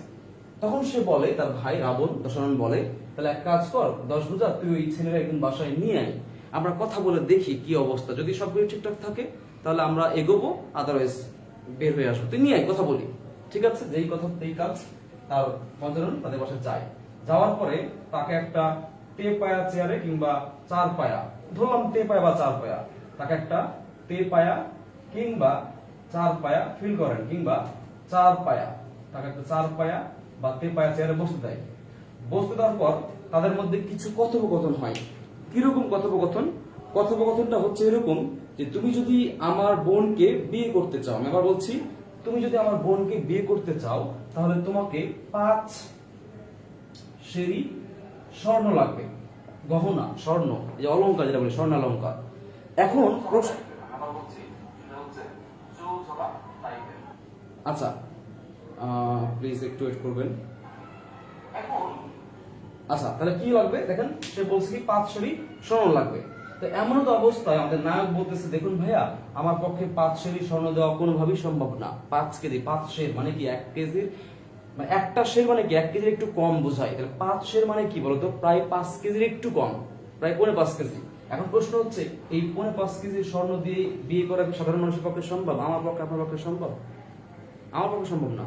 আচ্ছা, এখন নায়ক বলতেছে যে আপনার বোনকে ভালোবেসে খুশি রাখার জন্য বা আপনার বোনকে ভালো রাখার জন্য 5 সেরি স্বর্ণ লাগবে না, আমি তাকে 5 ভরি দিয়ে, কি বলেছে, আমি তাকে 5 ভরি দিয়ে তাকে আমি খুশি রাখবো, তাকে ভালো রাখবো। এই কথা শোনার পরে এই কথা শোনার পরে আমাদের দশরথ বলে, তুমি কি বললা, তোমার সাহস কত বড়, আমাদের বাসার যারা কাজের বুয়া তাদেরকে আমরা বিয়ে দিই হচ্ছে 5 ভরি স্বর্ণ দিয়া, মানে বুয়ার যে মেয়ে, বুয়ার যে মেয়েকে, আর তুমি কোন সাহসে বললা তুমি আমার বোনকে, আমার বোনের বিয়ে করবা তুমি হচ্ছে মাত্র 5 ভরি দিয়ে, তুমি আমার বোনের যোগ্য না, তুমি আমাদের যোগ্য না, তুমি আসতে পারো, তুমি আমার বোনের ভুলে যাও। এই কথা বলে একটা তাদের দা ইন চলে আসে। এমন তো অবস্থায় মোটামুটি এই 10 বুধার কাছে টেকনোলজি বেসড যা ছিল সব নিয়ে নেওয়া হয়, যেন তারা কমিউনিকেট করতে, এরা দুজন যেন কমিউনিকেট করতে না পারে। তো এই সময় দেখবেন প্রতিটা সিনেমার নায়করা একটু অলিক পাওয়ার থাকে, যখন খুব প্রয়োজন পড়ে এরা ক্ষমতা দেখায়, ঠিক আছে। তো আমাদের এই নায়ক হচ্ছে সে সেতার বাজাতে পারে। সে কি বাজাতে পারে? সেতার, মানে বাদ্যযন্ত্র বাজায়। সে কি বাজায়? বাদ্যযন্ত্র।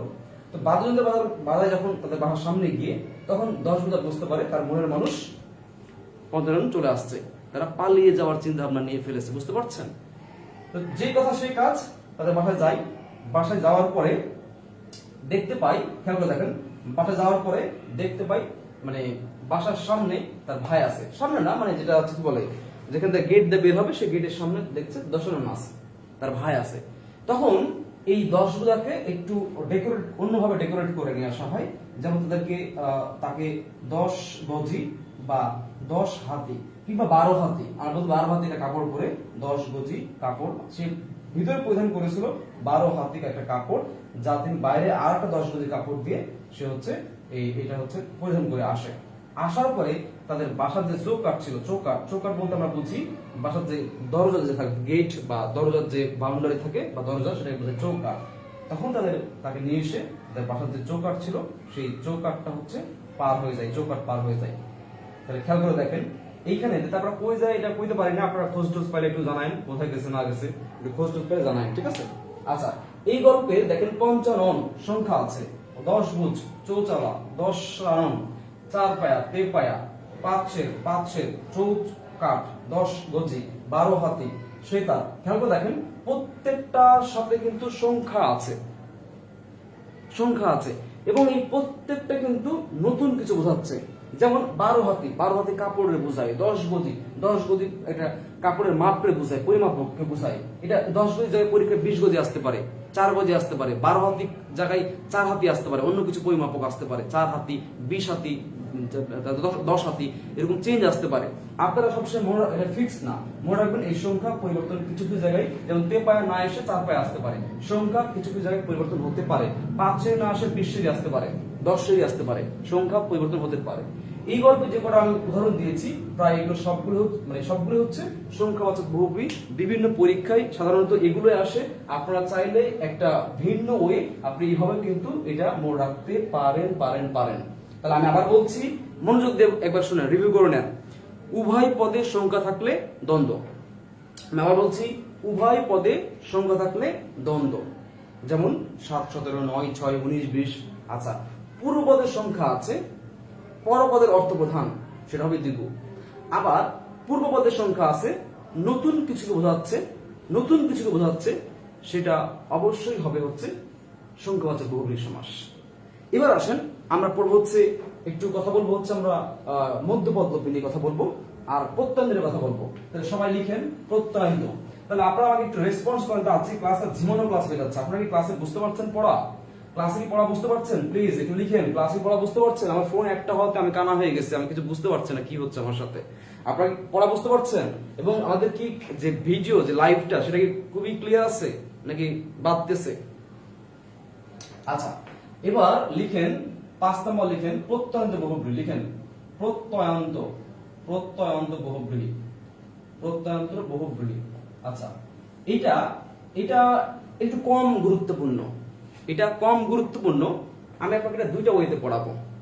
একটা কি যে আপনাকে বুঝাই দিব, আমি ব্যাপারটা আপনাকে আমি বুঝাই দিব, আর আরেকটা ওয়ে হচ্ছে আপনাকে আমি এটা একটু মুখস্থ করাই দিব।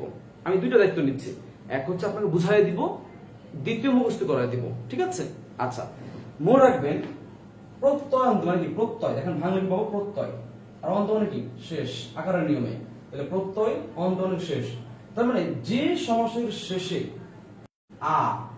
আ প্রত্যয় লিখে রাখেন, এ প্রত্যয় লিখে রাখেন, ও প্রত্যয়, কি বলছি?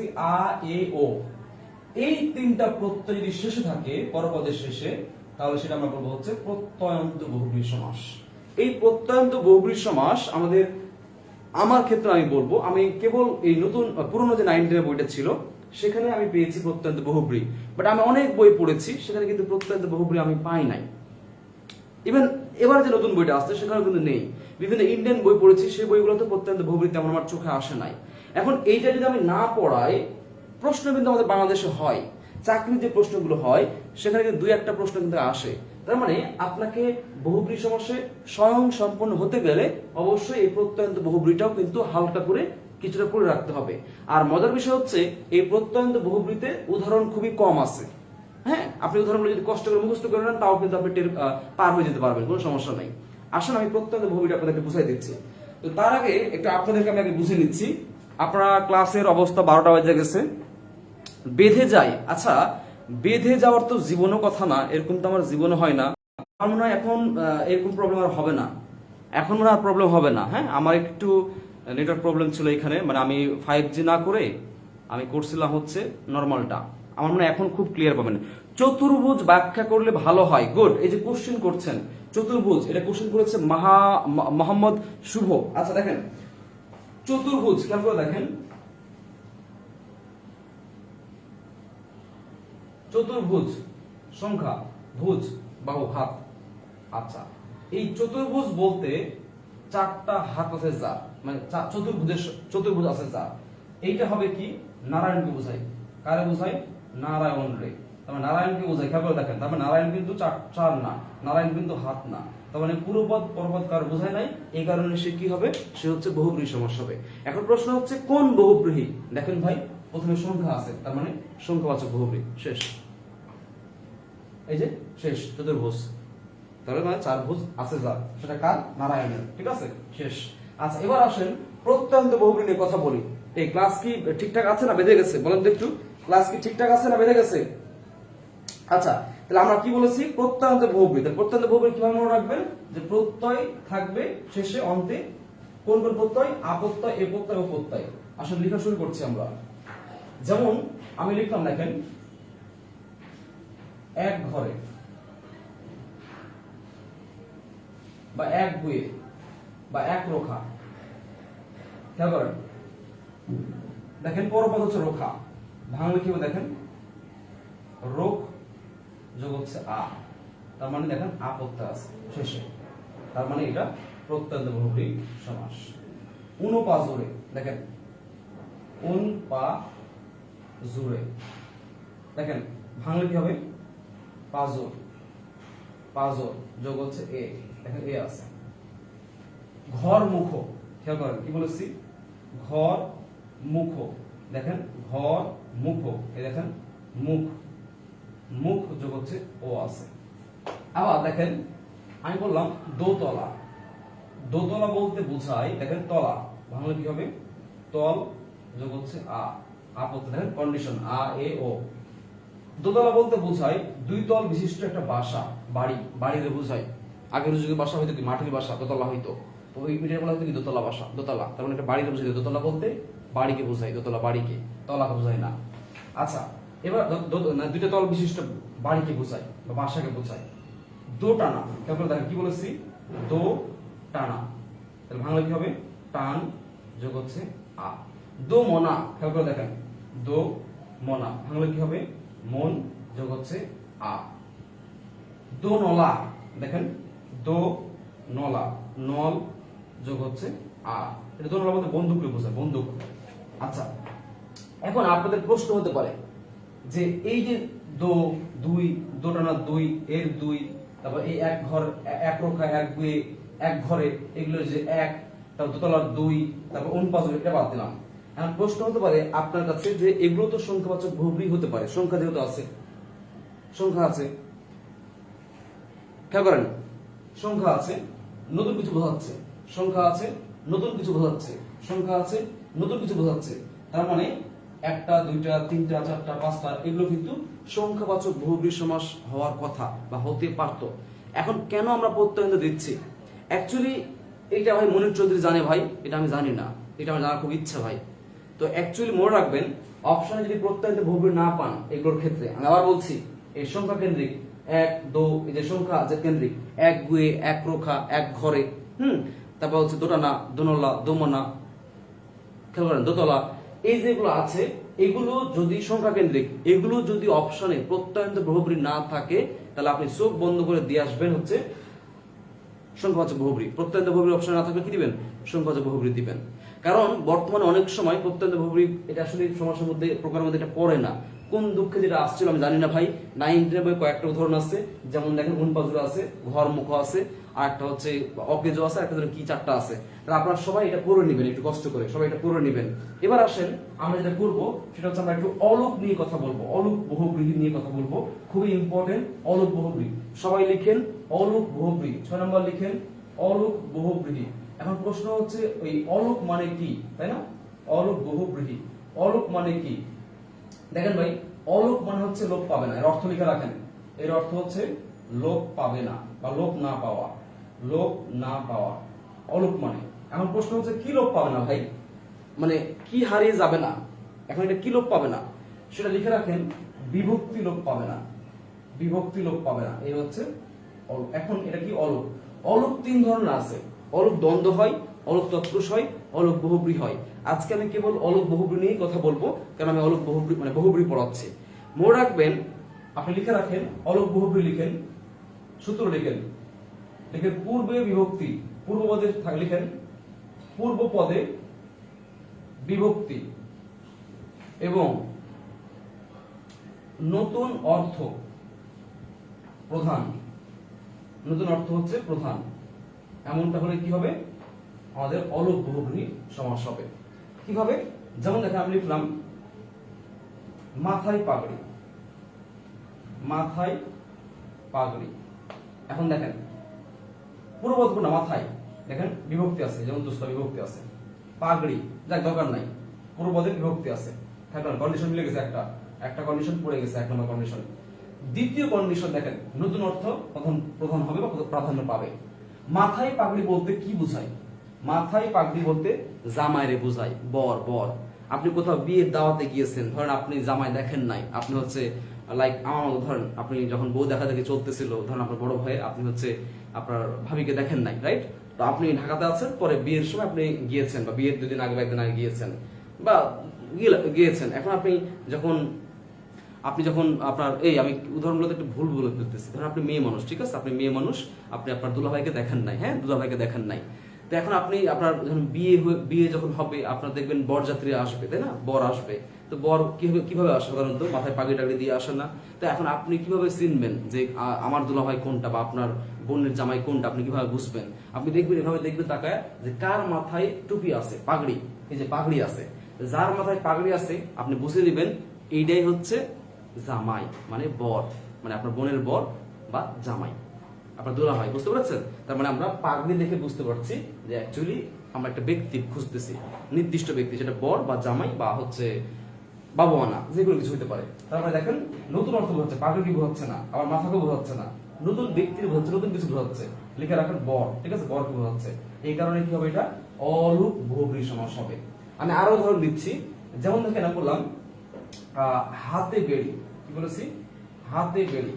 তো হাত, এখানে হাত কি আছে? হাত যোগ হচ্ছে এ, দেখেন বিভক্তি আছে, এ দেখেন বিভক্তি আছে। হাতে বেড়ি বলতে কি বোঝায়? হাতে বেড়ি বলতে বোঝায় আসামি। কি বুঝেছি? আসামিকে বোঝায়। কারণ আসামি হাতে বেড়ি পড়ায় না, যে দেখেন পড়াই, এভাবে পড়াই, হ্যাঁ। তো দেখেন হাতে আসামি একজন ব্যক্তি, সে তার কিন্তু হাতে বা বেড়ির সাথে সম্পর্ক নেই, তার হচ্ছে সে যে আসামি। আমরা হাতে বেড়ি পড়ানো বলতে কি বুঝি? কারো হাতে বেড়ি আছে, আমরা কি বুঝি? তারে আমরা তার আসামি বুঝি। পায়ে বেড়ি, দেখেন পায়ে বেড়ি, খেয়াল করে দেখেন পায়ে বেড়ি। আপনি পাগলা গারদে যদি যান, পাগলা গারদে যদি আপনি ওই যে কি বলে পাবনার হিমায়ত করে যান, দেখবেন পায়ে বেড়ি। পায়ে বেড়ি বলতে কি বুঝায় বলেন তো? পাগল রে বোঝায়, পাগল রে। অযাচিত বা গায়ে পড়া, গায়ে পড়া বলতে আপনি কি বুঝেন? গায়ে পড়া, গায়ে পড়া, দেখেন বিভক্তি আছে, তার মানে যে অযাচিত কথা বলতে আসে, গায়ে পড়ে কথা যে বলতে আসে, ওই লোকটারে বলা হয় যে গায়ে পড়া। হ্যাঁ, আমরা দেখবেন গ্রামে কিন্তু কথা চালু আছে, যে আইছে গায়ে পড়া আইছে, গায়ে পড়ে কথা বলে, গায়ে পড়া আসছে, তার মানে কি ওই ব্যক্তিটা হচ্ছে সে যাচিয়ে কথা বলতে চায়। তাহলে গায়ে পড়া বলতে ওই ব্যক্তির আমরা বুঝি, দেখেন গায়ে পড়া একটা ব্যক্তির বোঝাচ্ছে। এরকম আরো উদাহরণ আছে, যেমন হচ্ছে আমার বই যাদের কাছে তারা একটু দেখতে পারেন, বই আরো বই যাদের কাছে আছে তারা দেখতে পারবেন যে বই দেওয়া আছে, সেটা হচ্ছে যে যে যে কই কই কই, অলুক কই, অলুক অলুক অলুক হ্যাঁ অলপ পেয়েছি। যেমন দেখেন দেওয়া আছে পায়ে বেড়ি বলেছি, কানে খাটো। অনেকে দেখবেন কানে খাটো আছে, কানে খাটো, কানে কান যোগে বিভক্তি আছে পূর্বপদে। কানে খাটো বলতে আমরা কি বুঝি? বধির, যে শুনতে পাই না, ওই ব্যক্তির বোঝায় কি কানে খাটো, বুঝছেন? তার মানে অন্য কিছু বোঝাচ্ছে। আবার দেখেন কানে খাটো বলেছি, তারপর দেখেন হাতে বেড়ি বলেছি, কানে কলম। এই যে খুবই গুরুত্বপূর্ণ একটা উদাহরণ, কানে কলম। এটা আমরা গ্রামের দিকে সবাই যারা কাঠমিস্ত্রি আছেন, হ্যাঁ যারা কাঠমিস্ত্রি আছে আমরা সবাই দেখেছি, তারা হচ্ছে এরকম, আমার তো এটা অনেক মার্কারে দেখবেন এভাবে, তারা কিন্তু কানে পেন্সিল রাখে, হ্যাঁ পেন্সিল বা কলম একসময় রাখে। তো এদের বলা হয় যে কাঠমিস্ত্রি যারা আছেন তাদেরকে বলা হয় কানে কলম। মানে কানে কলম বলতে কানে কলম যারা আছে ওই ব্যক্তিরে বোঝায়, কাঠমিস্ত্রি বোঝায়। লাইক আচ্ছা, এবার আসেন আমরা আরো কিছু উদাহরণ দিই আপনাদেরকে। যেমন আমি বললাম যে কানে কলম বলেছি, কাখে কলসি। এই কাখে দেখবেন কিছু মেয়ে আছে যে কাখে, হ্যাঁ কোমর এখানে কলসি রেখে নদী থেকে পানি নিয়ে আসে। তো কাখে কলসি বলতে বোঝায় যে কাখে কলসি আছে যা, ওই ব্যক্তি মানে মেয়েটারে বোঝায়, ঠিক আছে? ওকে, তো এইভাবে আপনারা প্লিজ পড়ে নেবেন। গলায় গামছা আর একটা গুরুত্বপূর্ণ উদাহরণ আছে, পরীক্ষা আসে, সেটা হচ্ছে গলায় গামছা। খেয়াল করে দেখেন আপনি, গলায় বিভক্তি আছে আর গামছা। গলায় গামছা বলতে আপনারা দেখবেন রিক্সাওয়ালার প্রেম সিনেমা দেখছেন কখনো বাংলাদেশের? দেখবেন রিক্সাওয়ালার প্রেম আছে, এই রিক্সাওয়ালার প্রেম সিনেমায় দেখবেন যে রিক্সা চালায় সাথে দেখবেন একটা গলায় গামছা থাকে, সে ঘামটা মুছে বা সামথিং। অনেক কাহিনী, প্রেম হবে কিভাবে, মেয়ে অক্সফোর্ড থেকে পড়ে আসবে, অনেক কাহিনী আছে। সিনেমাটা দেখে ভালো লাগবে, ভালো লাগবে, ঠিক আছে? এটা ভালো লাগবে আপনার, যে বাংলাদেশের ক্রিয়েটিভিটি কত, এরা কি কত সহজে প্রেম লাগাই দিতে পারে, প্রেম করাই দিতে পারে সিনেমায়। আচ্ছা, তো এই হচ্ছে গলায় গামছা বলতে অ্যাকচুয়ালি বোঝায় চতুর্থ শ্রেণীর কর্মচারী, হ্যাঁ যে যারা রিক্সাওয়ালা আছে বা চতুর্থ শ্রেণীর যারা কর্মচারী আছে ওরা গলায় গামছা ইউজ করে। তার মানে গলায় গামছা বলতে আমরা বুঝি কি চতুর্থ শ্রেণীর কর্মকর্তা বা লাইক রিক্সাওয়ালা। তার মানে পূর্বপদ পরপদ কারো না বুঝিয়ে ভিন্ন কিছু বুঝিয়েছে।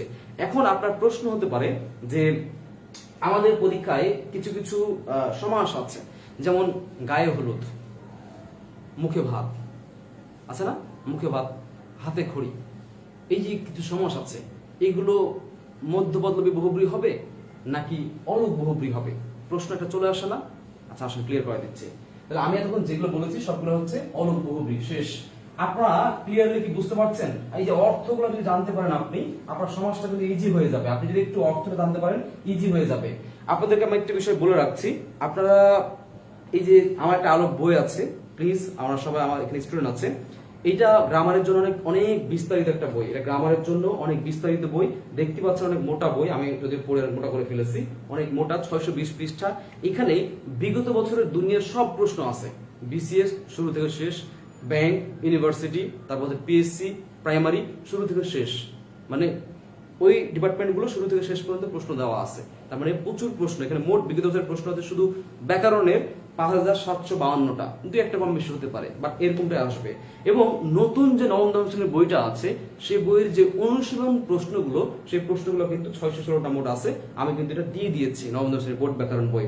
এই বইটা পড়লে আপনার কি হবে, রাইট? একটু বলা উচিত আপনাদেরকে। এই বইটা পড়লে আপনি সবচাইতে বেশি প্রশ্ন পাচ্ছেন। আমরা দেখতে পাচ্ছি সাপ্তাহিক যে পরীক্ষাগুলো হচ্ছে সেখানে ম্যাক্সিমামে হচ্ছে বিগত বছরের প্রশ্নগুলো কিন্তু আসছে, ম্যাক্সিমাম আমরা ধরতে পারছি। সেটা যেমন দেখেন আপনি খেয়াল করে, যে যদি 20টা প্রশ্ন হয় তার মধ্যে আমরা দেখতে পাচ্ছি 14, 15, 16, 17টা কিন্তু রিপিট হচ্ছে, মানে পুরনো বিগত থেকে আসছে। তাহলে রিপিট প্রশ্ন আপনি পড়লে কিন্তু দ্রুত উত্তর করতে পারবেন পরীক্ষার হলে, খুব কম সময়ে বেশি আনসার দাঁড়াতে পারবেন। আরেকটা বিষয় আছে, এখানে যে থিওরি গুলো দেওয়া আছে, যেমন আপনি দেখতে আমার যারা হচ্ছে আমার বই আছে দেখবেন 190 পৃষ্ঠায় গোফ খেজুরে, এখানে কিন্তু দেখেন নোটটা খেয়াল করে দেখেন, গোফ খেজুরে ব্যাধিকরণ বহুব্রী নাকি মধ্যপদলোপী বহুব্রী, খেয়াল করে দেখেন প্রশ্ন আসছে।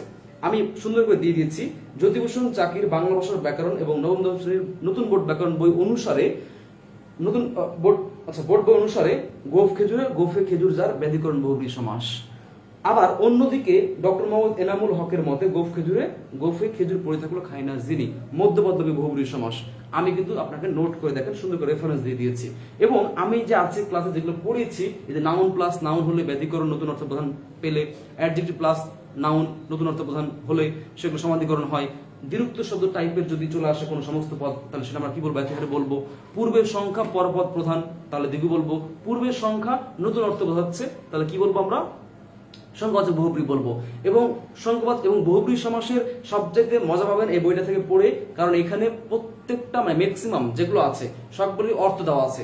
যেমন পদ্মনাভ বলতে আমি কেন বিষ্ণুরে বোঝাচ্ছি, কেন হইল, হ্যাঁ, পঞ্চানন কেন শিব, মানে শিব কেন শিব বা শিব, এই যে ব্র্যাকেট আমি নামগুলো দিয়ে দিচ্ছি, এটা পড়লে কিন্তু আপনার অটোমেটিক মনে থাকবে এটা কোন সমাস। বিশালাক্ষী মানে কি, দেবী দুর্গা, ব্র্যাকেট লেখা আছে দেবী দুর্গা, তার মানে বিশালাক্ষী মানে কি দেবী দুর্গা, নতুন কিছু বহুব্রীহি, কোন বহুব্রীহি, তখন চেক করে নেবেন বিশালটা কোন পদ আছে, এটা অ্যাডজেক্টিভ, অক্ষী কি নাউন, তার মানে এটা 100% কি সমানাধিকরণ বহুব্রীহি সমাস। আপনি কিন্তু ইজিলি এভাবে চেক আউট করতে পারছেন। সুতরাং যারা বইটা নিয়েছেন সবাই জানেন বইটা কেমন, আপনাদের কাছে অনেক মতামত পেয়েছি, অনেক পজিটিভ রিভিউ পেয়েছি। আর যারা নতুন আছেন তাদেরকে বলবো এটা ব্যাকরণের জন্য ওয়ান অফ দ্য বেস্ট বুক বাংলাদেশে এখন বর্তমানে, আপনি এটা অবশ্যই সংগ্রহ করবেন। এত মোটা এত বড় বই নাই, কারো কারো ব্যাকরণ সাহিত্য মিলিয়ে 620টা জমে না, আর আমার শুধু 620টা। এখন আপনি বলতে পারেন যে 620টা কেন ব্যাকরণের জন্য পড়বো, কেন 15-20 মার্কের জন্য 620 পৃষ্ঠা পড়বো। আমি আপনাকে একটু হিসাব দিয়ে দিচ্ছি, একটু শুনবেন, আমি পড়ে যাচ্ছি আবার, জাস্ট 1 মিনিট। আপনি ব্যাকরণ পড়ার জন্য প্রথমে 9-10 বইটা পড়েন, এখন তো আবার 2টা হয়ে গেছে, নতুন পুরাতন হয়ে গেছে। আপনি এরপরে কোনো একটা গাইড বই কিনেন, এরপরে কোনো স্যারের নোট ফলো করেন বা ক্লাস করেন। তারপর আপনি কি করেন, বিগত বছরের প্রশ্নগুলো পড়ার জন্য জব সলিউশন প্রতিদিন পড়েন। কেউ কেউ আছে পাবলিক প্রাইভেটের জন্য দুটো গাইড কিনে, তাই না? আবার বিসিএস এর কোশ্চেন ব্যাংক আপনি কেনেন বা পড়েন। তো এতগুলো যখন আপনি একত্রে করবেন তখন দেখবেন আমার মধ্যে একটা বই হবে, বুঝতে পেরেছেন? আপনি যখন সবগুলো একত্র করবেন আমার মতে বই হবে।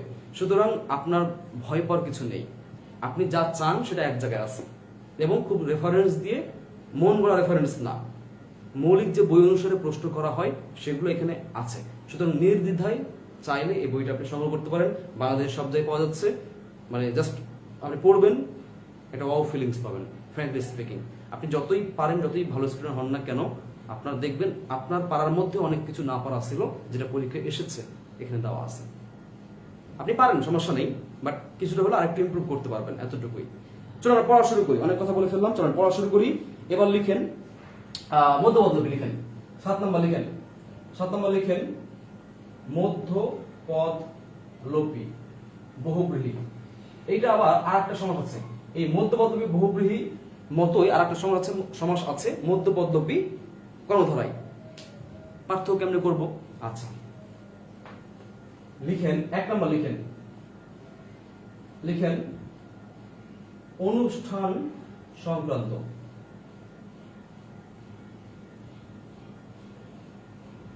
সকল সমাস এই মধ্যপদলোপী বহুব্রীহি। 2 নম্বর, লিখেন মধ্যের পদ কিংবা ব্যাখ্যাংশ। আগে লিখেন পরে বলতেছি। মধ্যের পদ কিংবা ব্যাখ্যাংশ লোপ পাবে এবং নতুন অর্থ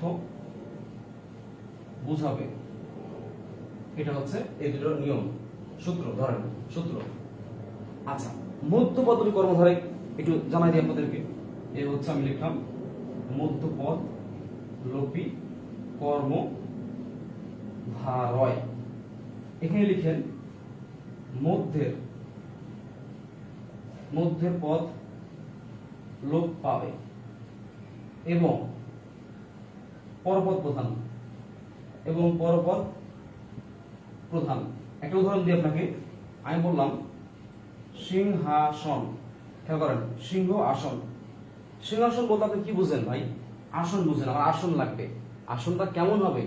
সিংহ মার্কা হবে নাকি অন্য কিছু হবে সেটা, তার মানে আসনটাই পড়া, আসনটা হচ্ছে সিংহ আকৃতির বা সিংহ মার্কা হবে।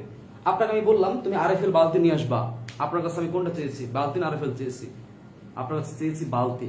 বালতিটা কেমন হবে সেটা আরএফএল মার্কা হতে পারে, অন্য কোনো কোম্পানি হতে পারে, তার মানে বালতি জরুরি, পরপদ প্রধান। বুঝতে পেরেছেন?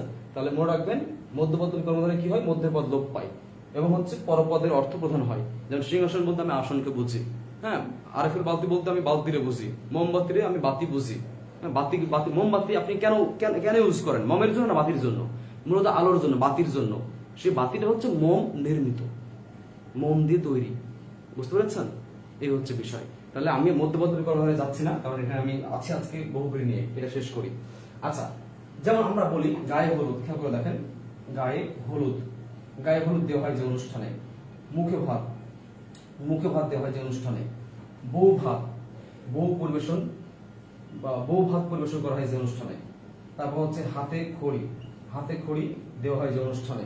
খেয়াল করে দেখেন, সবগুলো কিন্তু নবান্ন, নব উন্নতর উপলক্ষে যে অনুষ্ঠান, তাহলে এই অনুষ্ঠান সম্পর্কে যদি বোঝাই তাহলে আমরা মোটামুটি ভাবে আমরা দিয়ে দিব হচ্ছে মধ্যপদবী বহুব্রীহি। এখন আপনার প্রশ্ন হতে পারে, স্যার এই যে গায়ে হলুদ বিভক্তি আছে, মুখে ভাত বিভক্তি আছে এবং অন্য কিছু বোঝাচ্ছে, হাতে করে বিভক্তি আছে অন্য কিছু বোঝাচ্ছে, তাহলে এগুলো আমরা কি করব? এগুলো আমরা কি করব? মূলত আপনি এগুলো দেখেন বাক্যাংশ লোপ পাচ্ছে। গায়ে হলুদ দেওয়া হয় যে অনুষ্ঠানে, দেখেন দেওয়া হয় যে অনুষ্ঠানে বাদ পড়েছে। মুখে ভাত দেওয়া হয় যে অনুষ্ঠানে, দেখেন যে অনুষ্ঠানে বাদ পড়েছে, একটা বড় বাক্যাংশ বাদ পড়েছে। বাক্যাংশ বাদ পড়েছে, এই কারণে মধ্যপদবী বহুব্রীহি হবে। যদি অপশনে কোনো কারণে মধ্যপদবী বহুব্রীহি আপনি পান নাই, তখন এই তিনটার ক্ষেত্রে আপনি অলোক দিতে পারেন। আমি আবার বলছি, এই তিনটা আসছে, ধরুন পরীক্ষা যেকোনো একটা আসছে, বা এই তিনটার ক্ষেত্রে যেটা আসুক, এই তিনটার ক্ষেত্রে মনে রাখবেন এটা হচ্ছে মধ্যপদবী বহুব্রীহি। তবে অনেক সময় মধ্যপদবী বহুব্রীহি যদি আপনার অপশনে না থাকে, তখন আপনি এই যে অলোকের নিয়মে, এই যে বিভক্তি লোপ, এই যে বিভক্তি নিয়মে আপনি কিন্তু এটা আপনি অলোক বহুব্রীহি দিবেন। ঠিক আছে? আচ্ছা, এবার আসেন, তাহলে এটা শেষ। এবার আসেন মধ্যের পদ যে বাক্যাংশ মধ্যের পদ লোপ পাই। যেমন দেখেন আমি বললাম বিড়ালাক্ষী, বিড়ালাক্ষী, খেয়াল করে দেখেন বিড়ালাক্ষী, বিড়ালের অক্ষির ন্যায় যে অক্ষি, খেয়াল করে দেখেন, খেয়াল করে দেখেন বিড়ালের চোখের মতো বা চোখের ন্যায় যার চোখ, যে চোখ না যার বলে ভালো হয়, বিড়ালের অক্ষির ন্যায় যার চোখ। তাহলে এই দেখেন এই অক্ষিটা বাদ পড়েছে, এই অক্ষির ন্যায়, এই দেখেন মধ্যে বাদ পড়েছে, আর দেখেন মধ্য অংশ বাদ পড়েছে। তাহলে বিড়ালাক্ষী দেখেন এই বিড়ালের ন্যায় চোখ যার, পরে বোঝাচ্ছে যার, এটা হচ্ছে বহুব্রীহি সমাস। কোন বহুব্রীহি? দেখেন বিড়ালের এই যে মধ্যের পদটা, বৃহৎ অংশটা বাদ পড়েছে। তাহলে মনে রাখবেন এরকম মধ্যের পদ যদি বাদ পড়ে সেক্ষেত্রে নতুন কিছু বোঝাই, তাহলে আমরা অবশ্যই বলবো হচ্ছে মধ্যপদবী বহুব্রীহি। আমি দ্রুত শেষ করছি, ঠিক আছে? আপনারা আলোক থেকে পড়ে নিন, আমরা দ্রুত শেষ করছি, কারণ আমাদের ক্লাসটা অনেক বড় হয়ে যাচ্ছে, বড় হয়ে গেছে অলমোস্ট 1.5 ঘন্টা। আমার ক্লাস কেমন জানি বড় হয়ে যায়, শুরু করলে বড় হয়ে যায়। এবার পড়বো হচ্ছে নয় বহুব্রীহি সমাস। নয়, আমাদের এই নয় সমাস কিন্তু দুইটা আছে, নয় তৎপুরুষ, নয় বহুব্রীহি। আমি আপাতত নয় বহুব্রীহি নিয়ে কথা বলছি, তারপর আমি একটু বলে দেবো আপনাকে নয় তৎপুরুষ সম্পর্কে বলে দেবো, ঠিক আছে? নয় বহুব্রীহি লিখেন পূর্ব পদে নেতিবাচক অব্যয় বা নয়ার্থক অব্যয়। নেতিবাচক বলাটা ঠিক না, নয়ার্থক বলা ঠিক। নেতিবাচক বলতে নেগেটিভ, খারাপ কিছু বোঝায়। লিখে রাখেন নয়ার্থক অব্যয়। নয়ার্থক অব্যয় কোনগুলো? যেমন নেগেটিভ করে যেগুলো, যেমন মিল পজিটিভ, অমিল নেগেটিভ করে ফেলছে এগুলো। তাহলে আও কিন্তু হয়, হয়, হয়, ঠিক আছে? তারপর না, তারপর নি, তারপর হচ্ছে বেও হয়, বি হয়, তারপর হচ্ছে না, এই যে মোটামুটি এগুলো, ঠিক আছে? মোটামুটি এগুলোই, ঠিক আছে? আচ্ছা, তাহলে এই নয়ার্থক অব্যয় থাকবে এবং খেয়াল করেন, এবং কি নতুন অর্থ বুঝাবে। এই যে বহুব্রীহি মানে কি? নতুন অর্থ বুঝাবে। আর নয় তৎপুরুষের ক্ষেত্রে কি হবে? পূর্বপদে নেতিবাচক অব্যয় থাকবে, মানে নয়ার্থক অব্যয় থাকবে এবং পরপদ বুঝাবে। তাহলে পরপদ বুঝালে নয় বহুব্রীহি, আর নতুন অর্থ বুঝাইলে ভুল বলছি, পরপদ বুঝালে নয় তৎপুরুষ, আর নতুন অর্থ বুঝালে নয় বহুব্রীহি। যেভাবে দেখেন আমি লিখলাম অবিশ্বাস, খেয়াল করে দেখেন কি বলেছি, অবিশ্বাস। দেখেন নেগেটিভ নয়ার্থক, দেখেন বিশ্বাস, অবিশ্বাস চেঞ্জ করে ফেলছে নেগেটিভ, তার মানে এটা হচ্ছে নয়ার্থক অব্যয়। তার মানে এই অবিশ্বাস এতটুকু হচ্ছে কোন সমাস? নয় সমাস। আমি আবার বলছি নয় সমাস। এখন প্রশ্ন হচ্ছে নয় কোন সমাস? নয় তৎপুরুষ নাকি নয় বহুব্রীহি? নেগেটিভ সামনে থাকা মানে কি? নয় সমাস, নেগেটিভ সমাস। এখন নেগেটিভ কোনটা? তৎপুরুষ নাকি বহুব্রীহি? আচ্ছা দেখেন, অবিশ্বাস বলতে এই বিশ্বাসটা আছে নাকি নাই, বিশ্বাসটা আছে নাকি নাই, তার মানে বিশ্বাসের মধ্যে আমরা আছি, পরপদের মধ্যে আছে, তাই এটা হবে নয় তৎপুরুষ সমাস। আমি আবার বলছি নয় তৎপুরুষ সমাস। এবার আসেন, আমি লিখলাম হচ্ছে বেতার। কি লিখেছি? বেতার। দেখেন তার বলতে তার, বেতার বলতে কি? তার নাই, তার হীন, আমরা নেগেটিভ করে ফেলেছে। আচ্ছা, এখন বেতার বলতে আমরা কি তার কি বুঝি? না, বেতার বলতে আমরা অনেক সময় রেডিও বুঝি, রাইট? বেতার বলতে আমরা প্রথমে কি বুঝি? রেডিও বুঝি। এই রেডিও কি না, এই রেডিও কি তার? না। তার মানে পূর্বপদ পরপদ কারণে না বুঝি নতুন কিছু বোঝাচ্ছে এবং নেতিবাচক পূর্বে আছে, তার মানে নয়ার্থক, এবং নতুন কিছু বোঝাচ্ছে, এই কারণে এটা 100% কি হবে, নয় বহুব্রীহি সমাস হবে। এখন আমি আপনাদেরকে একটু জানতে যাচ্ছি, আমার শেষ সময় চলে এসেছি। আপনারা কাইন্ডলি আমাকে একটু বলেন, এই যে এতক্ষণ ধরে কষ্ট করে পড়াচ্ছে, আপনারা কি পড়া বুঝতে পারছেন? আসলে আমার কাছে একটা ফোন হওয়ার কারণে আমি অনেক সময় আপনাদের সাথে কমিউনিকেট করতে পারছি না, এই জন্য আমি দুঃখিত। আপনারা আমাকে একটু লিখবেন, এখন আমি আপনাদের কমেন্ট পড়ার জন্য, আপনাদের কি বলে কথা, কমেন্ট পড়ার জন্য আসছি। স্যার আপনার বই, আপনার ব্যাকরণ ভালো কি যেন লিখেছে, স্যার বাংলা ব্যাকরণ ভালো করার জন্য অবশ্যই স্যার যোগাযোগ করুন, স্যারের ক্লাস করে আমি অনেক উপকৃত হয়েছে। অমিত চক্রবর্তী, ভালো আছেন ভাই? Batch 1 student. আচ্ছা, ওকে, প্লিজ একটু রেসপন্স করবেন। এই যে আমি এতক্ষণ ধরে পড়াচ্ছি, আপনাকে পড়া সবাই বুঝতে পারছেন? লাইলা, তাই না? জাহাঙ্গীরনগর, গুড। আপনি ক্লাস করছেন, আপনি খুবই আন্তরিক পরায়ণ একজন স্টুডেন্ট আমার। আপনি ছিলেন ব্যাচ 3-4 একত্রে ছিলেন, হ্যাঁ, গুড। আমি দোয়া করি আপনার জন্য, আপনি ভালো করে পড়েন, আপনার বেশ বাংলার প্রতি আগ্রহ আছে, বাংলার প্রতি বলতে পড়াশোনার প্রতি আগ্রহ আছে। আপনি চেষ্টা করেন ভালো করে, ইনশাল্লাহ আপনার সামনে বিসিএস গুলো কাজে লাগবে। আপনি চেষ্টা করেন, পারবেন, চেষ্টা করেন, হ্যাঁ। আপনি সময় দেন নিজেকে টেবিল চেয়ারে সময় দেন, দেখবেন আপনার চাকরি আপনাকে সময় দিচ্ছে, হ্যাঁ। ওকে, তারপর অনেকে লিখছে আহলাম ফাজেলা, জি। সুমা লিখে জি স্যার, এই জি সুর, আচ্ছা বান ভুল করছেন। নিপা চৌধুরী, হ্যাঁ ঠিক আছে। টিএম রেজা রাব্বি, জি স্যার ক্লিয়ার, ধন্যবাদ আপনাদের সবাইকে। আশা করছি সবাই খুব সুন্দর করে ক্লাস করতে পেরেছেন। আপনাদেরকে আমি একটু বলি, ধন্যবাদ স্যার, পুরোপুরি ক্লিয়ার, গুড। জি স্যার বুঝতেছি, অনেকেই খুব রেসপন্স করছেন। মাহফুজ লিখেছে খুব ভালো বুঝছি। আমি আপনার ব্যাচ 3 স্টুডেন্ট। তারিখ, ও তারিখ, আপনার ব্যাচ 3 স্টুডেন্ট। আচ্ছা, আপনি তাহলে আপনি পরিচয় কেন দেন না? এই যে আপনার, আমি নতুন ভাবে চিনেছি, আপনি পরিচয় দিবেন। মানজিম, তারপরে বুঝতে পেরেছি পুরো ক্লাসটা অসাধারণ, ধন্যবাদ আপনাকে। জি স্যার, অসাধারণ পড়ালেখা, শুরু থেকে আপনার সাথে আছি। আচ্ছা ঠিক আছে, ওকে। আচ্ছা, আপনাদেরকে আমি একটু বিষয় বলি, সেটা হচ্ছে তেইশ ভাই, এই ডেঙ্গু হওয়ার পর থেকে আমার মধ্যে খুব স্লিপ অফ টাং যেটা বলি আমরা, এটা খুবই হচ্ছে এবং আমি ভুলে যাচ্ছি। এই ডেঙ্গু কারণে আমাদের এই ক্লাসটা অনেক আগে হতো, আজকে থেকে ঠিক 25 দিন আগে হতো আজকে থেকে। তো আমি আসলে এই ডেঙ্গু আক্রান্ত হওয়ার কারণে নিতে পারি না, এর জন্য আমি আন্তরিকভাবে দুঃখিত, কিছু করার ছিল না এই সময়টা।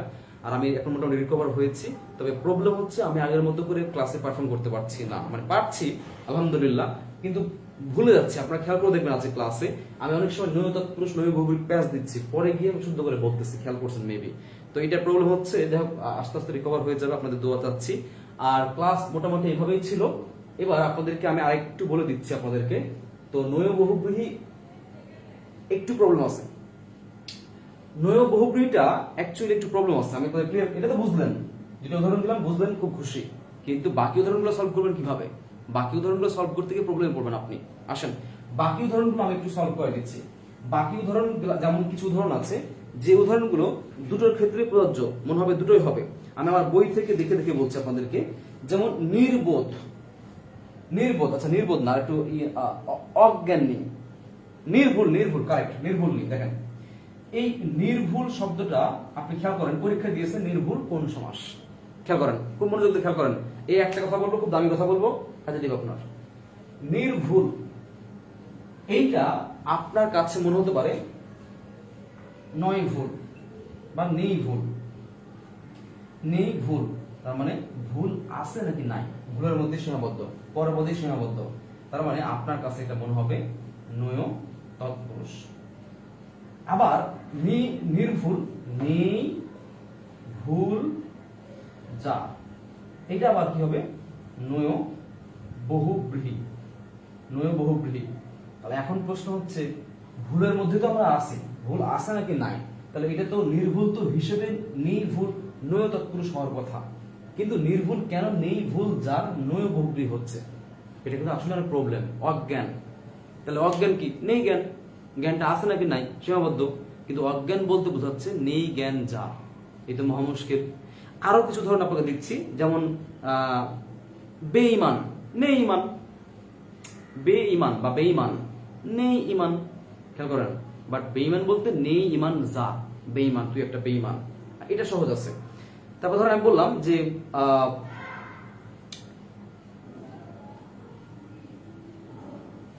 অসীম, নেই সীমা হতে পারে, আমি কেন বলছি নেই সীমা যা, এই ধরনের প্রশ্নগুলো আপনি কিভাবে সেপারেট করবেন নয় বহুব্রী থেকে নয় তৎপুরুষ আমি বলে দিচ্ছি।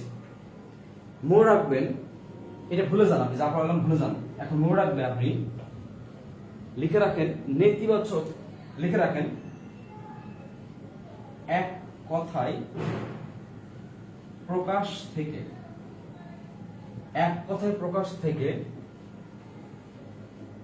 নয়ার্থক সমাসগুলো, নয়ার্থক সমাসগুলো এক কথায় প্রকাশ থেকে গঠিত, গঠিত লিখেন, এক কথায় প্রকাশ থেকে গঠিত নয়ার্থক সমাসগুলো নয় বহুব্রীহি হবে। আগে লিখেন, পরে বোঝাচ্ছি। নয় বহুব্রীহি সমাস হবে। আমি আবার বলছি, এক কথায় প্রকাশ থেকে যেগুলো উৎপন্ন হয়েছে, যে সমাসগুলো নেগেটিভ সমাসগুলো, সেগুলো অটোমেটিক চলে যাবে হচ্ছে নয়ার্থক বহুব্রীহি। কিভাবে একটু বুঝান। অ্যাকচুয়ালি শব্দ হচ্ছে এরকম, নেই, ভুল, যার, যার দরুন আমরা পাচ্ছি নির্ভুল। এটা ছিল অ্যাকচুয়ালি এরকম। তাহলে নির্ভুলের এক কথায় প্রকাশ কি? নেই, ভুল, যার। খেয়াল করে দেখেন, তার মানে এটা এক কথায় প্রকাশ থেকে এসেছে। আমি বললাম অবিশ্বাস, অবিশ্বাস মানে কি? না অবিশ্বাস, বিশ্বাস তো নাই, এটা কিন্তু এক কথায় প্রকাশ না। অবিশ্বাস কিন্তু এক কথায় প্রকাশ না। কিন্তু বেহুশ, নেই, হুশ, যার, এটা এক কথায় প্রকাশ। খেয়াল করেন, বেপরোয়া, নেই পরোয়া যার, বেতার, নেই তার যার। তারপর হচ্ছে অজ্ঞান, নেই জ্ঞান যার। খেয়াল করে দেখেন। তারপর হচ্ছে অমিল, নেই মিল, এটা কিন্তু নয়, মিল আসে না নাই, এটা কিন্তু নয় তৎপুরুষ হবে। কিন্তু আমি যখন বলতেছি অনাদি, নেই আদি যার, তারপরে এগুলো এক কথায় প্রকাশ থেকে সৃষ্ট। মনে রাখবেন, যেগুলো এক কথায় প্রকাশ থেকে সৃষ্ট, যেগুলো এক কথায় প্রকাশ থেকে সৃষ্ট, আমি আবার বলছি, যেগুলো এক কথায় প্রকাশ থেকে সৃষ্ট নেগেটিভ সমাস, নয়ার্থক সমাস, সেগুলো চোখ বন্ধ করে হবে নয় বহুব্রীহি সমাস। নয় বহুব্রীহি সমাসে আপনাকে এর চেয়ে ভালো সূত্র সম্ভব না, এর চেয়ে ভালো করে বোঝানো সম্ভব না। আমি নিজে কনফিউজ থাকতাম যে নয় তৎপুরুষ নয় বহুব্রীহি তো প্রায় একই রকম, কিছু উদাহরণ বাদ দিয়ে বাকি উদাহরণগুলো এক হয়ে যায়। তাহলে সেপারেশন কি? সেপারেশন হচ্ছে যেগুলো এক কথায় প্রকাশ থেকে সৃষ্ট নেগেটিভ ফর্ম, নেগেটিভ শব্দ, নেগেটিভ ছোট শব্দ, সেগুলো হচ্ছে নয় বহুব্রীহি। আর যেগুলো ছোট, যেমন বললাম তো অমিল, নয় মিল, অজ্ঞান, কি বলে অবিশ্বাস, নয় নয় বিশ্বাস, এই টাইপের গুলো। ঠিক আছে। অনাবৃষ্টি, বৃষ্টি, কম বৃষ্টি বা নয় বৃষ্টি, নয় বৃষ্টি, খেয়াল করে দেখেন, বা কম বৃষ্টির মধ্যে বোঝায়, এইগুলো কি হবে? নয় তৎপুরুষ হবে সেগুলো। তাহলে এই ছিল আজকের ক্লাস। তাহলে আপনারা যে ক্লাস এত কষ্ট করে করতেছেন, তাহলে ক্লাসের পড়া কি বুঝতে পারছেন? ক্লাস যে করলেন, ক্লাসের পড়া কি বুঝতে পেরেছেন? পরবর্তী ক্লাস কি চাচ্ছেন বলেন? পরবর্তী ক্লাস কি চাচ্ছেন? পরবর্তী ক্লাস কি চাচ্ছেন লিখেন, আমি একটু পড়ি। পরবর্তী ক্লাস কি চাচ্ছেন? নাইম ইসলাম খন্দকার, ক্লাসের কথা মনে ছিল না স্যার, আপনার ক্লাসগুলো রিপ্লাই দেখব কিভাবে? আচ্ছা, বুঝতে পারছেন রিপ্লাই। ভাইয়া অ্যাডমিশন টেস্টের জন্য কয়েকটা ক্লাস নিয়েন। ঠিক আছে, ঠিক আছে। সামিদুল ইসলাম, জি স্যার। কানিজ ফাতেমা, পরবর্তী ক্লাস কি? কারক লিখছেন। মাহমুদ লিখেছে কারক, অনেকে কারক লিখছেন। তারিক লিখেছেন কারক লিখেছেন, আপনাদের কারক অনেক সময় পড়েন। আতিকা জাহিন, সে লিখেছে অসাধারণ, ধন্যবাদ আপনাকে কিংবা তোমাকে, অ্যাডমিশন হলে তোমাকে। আচ্ছা, সামিদুল বলছে কারক, সুরুজ্জামান লিখেছে কারক, ম্যাক্সিমাম ছেলে মেয়ে কারক চাচ্ছেন, রাইট? কোনো সমস্যা নেই, আমি কারক নিয়ে আগামীতে ক্লাস নিব। তবে আপনাদের স্যার আরো ক্লাস চাই। আমার ক্লাস চাওয়ার চাইতে আমার বলা উচিত আপনাদের আমি চাই। আপনাদের উপস্থিতি বেশি হলে আমি নিজে থেকে 2 টাকার ক্লাস নিয়ে যাই। আপনাদের উপস্থিতি কমে গেলে ক্লাস আমার নিতে ভালো লাগে না। আমার এটা প্রবলেম, সাইকোলজিক্যাল প্রবলেম। ক্লাসে উপস্থিত মিথিলা ঘোষ, আপনার ভুল হচ্ছে, প্রত্যেক ক্লাস আমরা নিয়েছি, প্রত্যেক ফুল সেট আমরা নিয়েছি, 2টো ক্লাস নিয়েছি, প্রত্যেক আপনি দেখে নেবেন। লাবণী মহসিনা লিখেছে কারক, জাকিরা লিখেছে কারক লিখছেন, অনেকেই লিখছে কারকের ফুল। কানিজ পাদামে লিখেছে বাচ্চ, এমডি কারিমুল লিখেছে কারক।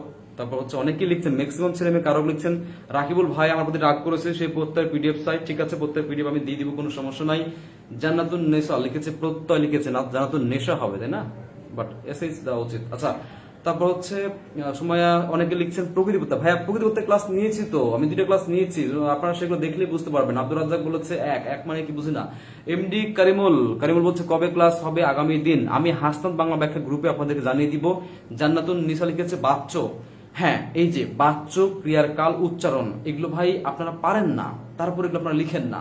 আপনারা কারক কিছুটা হলেও পারেন, তারপর আপনি বলেন কি কারক কারক কারক। এই যে সমাস, বিভিন্ন বই, বিভিন্ন গ্রুপে, বিভিন্ন মাধ্যমে কিন্তু সমাস অনেকেই অনেক পড়ায়।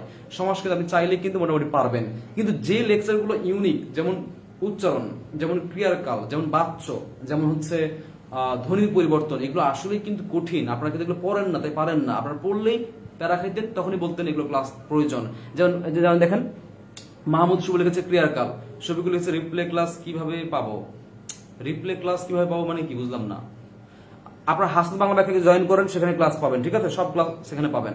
আমি ভর্তি হতাম কোন প্রাইভেট ব্যাচে, আপনি ভর্তি হবেন, আপনি আমার ইনবক্স করিয়েন, ভর্তি হবেন যে সে হচ্ছে আমার ইনবক্স দিয়ে আপনাদের ভর্তির বিষয়ে আমি ডিটেলস সবকিছু বলে দিব, ঠিক আছে।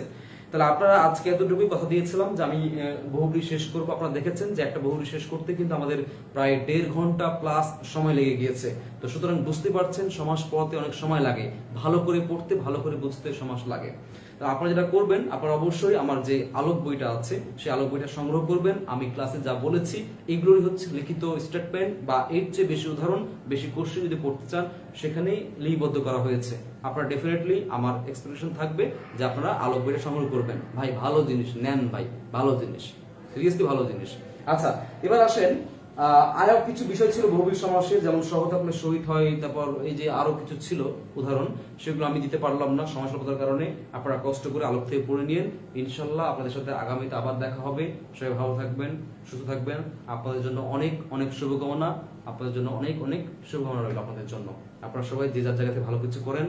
ইনশাল্লাহ আমরা আগামী সপ্তাহে আর একটা ক্লাস নিয়ে আসবো, তবে কোন ক্লাস সেটা আপনাদেরকে জানিয়ে দিব। আপনারা ভোট করবেন, আর গ্রুপে দয়া করে একটু অ্যাক্টিভিটি, মানে অ্যাক্টিভ থাকেন ভাই। আপনাদের অ্যাক্টিভিটি খুবই কম, আপনাদের অ্যাক্টিভিটি খুবই কম। প্লিজ অ্যাক্টিভিটি রাখেন, অ্যাক্টিভ থাকেন। আপনি যখন একটা কমেন্ট করবেন, পরবর্তী পোস্ট কিন্তু আপনি আমার পেয়ে যাচ্ছেন। আপনি কমেন্ট করছেন না, আস্তে আস্তে গ্রুপ থেকে আপনি সরে যাচ্ছেন, ছিটকে যাচ্ছেন। আপনি কিন্তু মূল যে বিষয়গুলো আমি দিচ্ছি, যে বিষয়গুলো আমি গ্রুপে শেয়ার করি, সেগুলো কিন্তু আপনি পাচ্ছেন না। এই জন্যই বলবো মাঝে মাঝে লাইক কমেন্ট করেন, তাহলে কি হবে, আমার নোটিফিকেশন পাবেন আপনি পোস্ট করলে। এটা আপনার জন্য বলছি, আমার জন্য বলছি না। এই জন্য প্লিজ সবাই অ্যাক্টিভ থাকবেন। আপনাদের সবাইকে অসংখ্য ধন্যবাদ। সবাই ভালো থাকবেন, সবার জন্য শুভকামনা। শুভরাত্রি।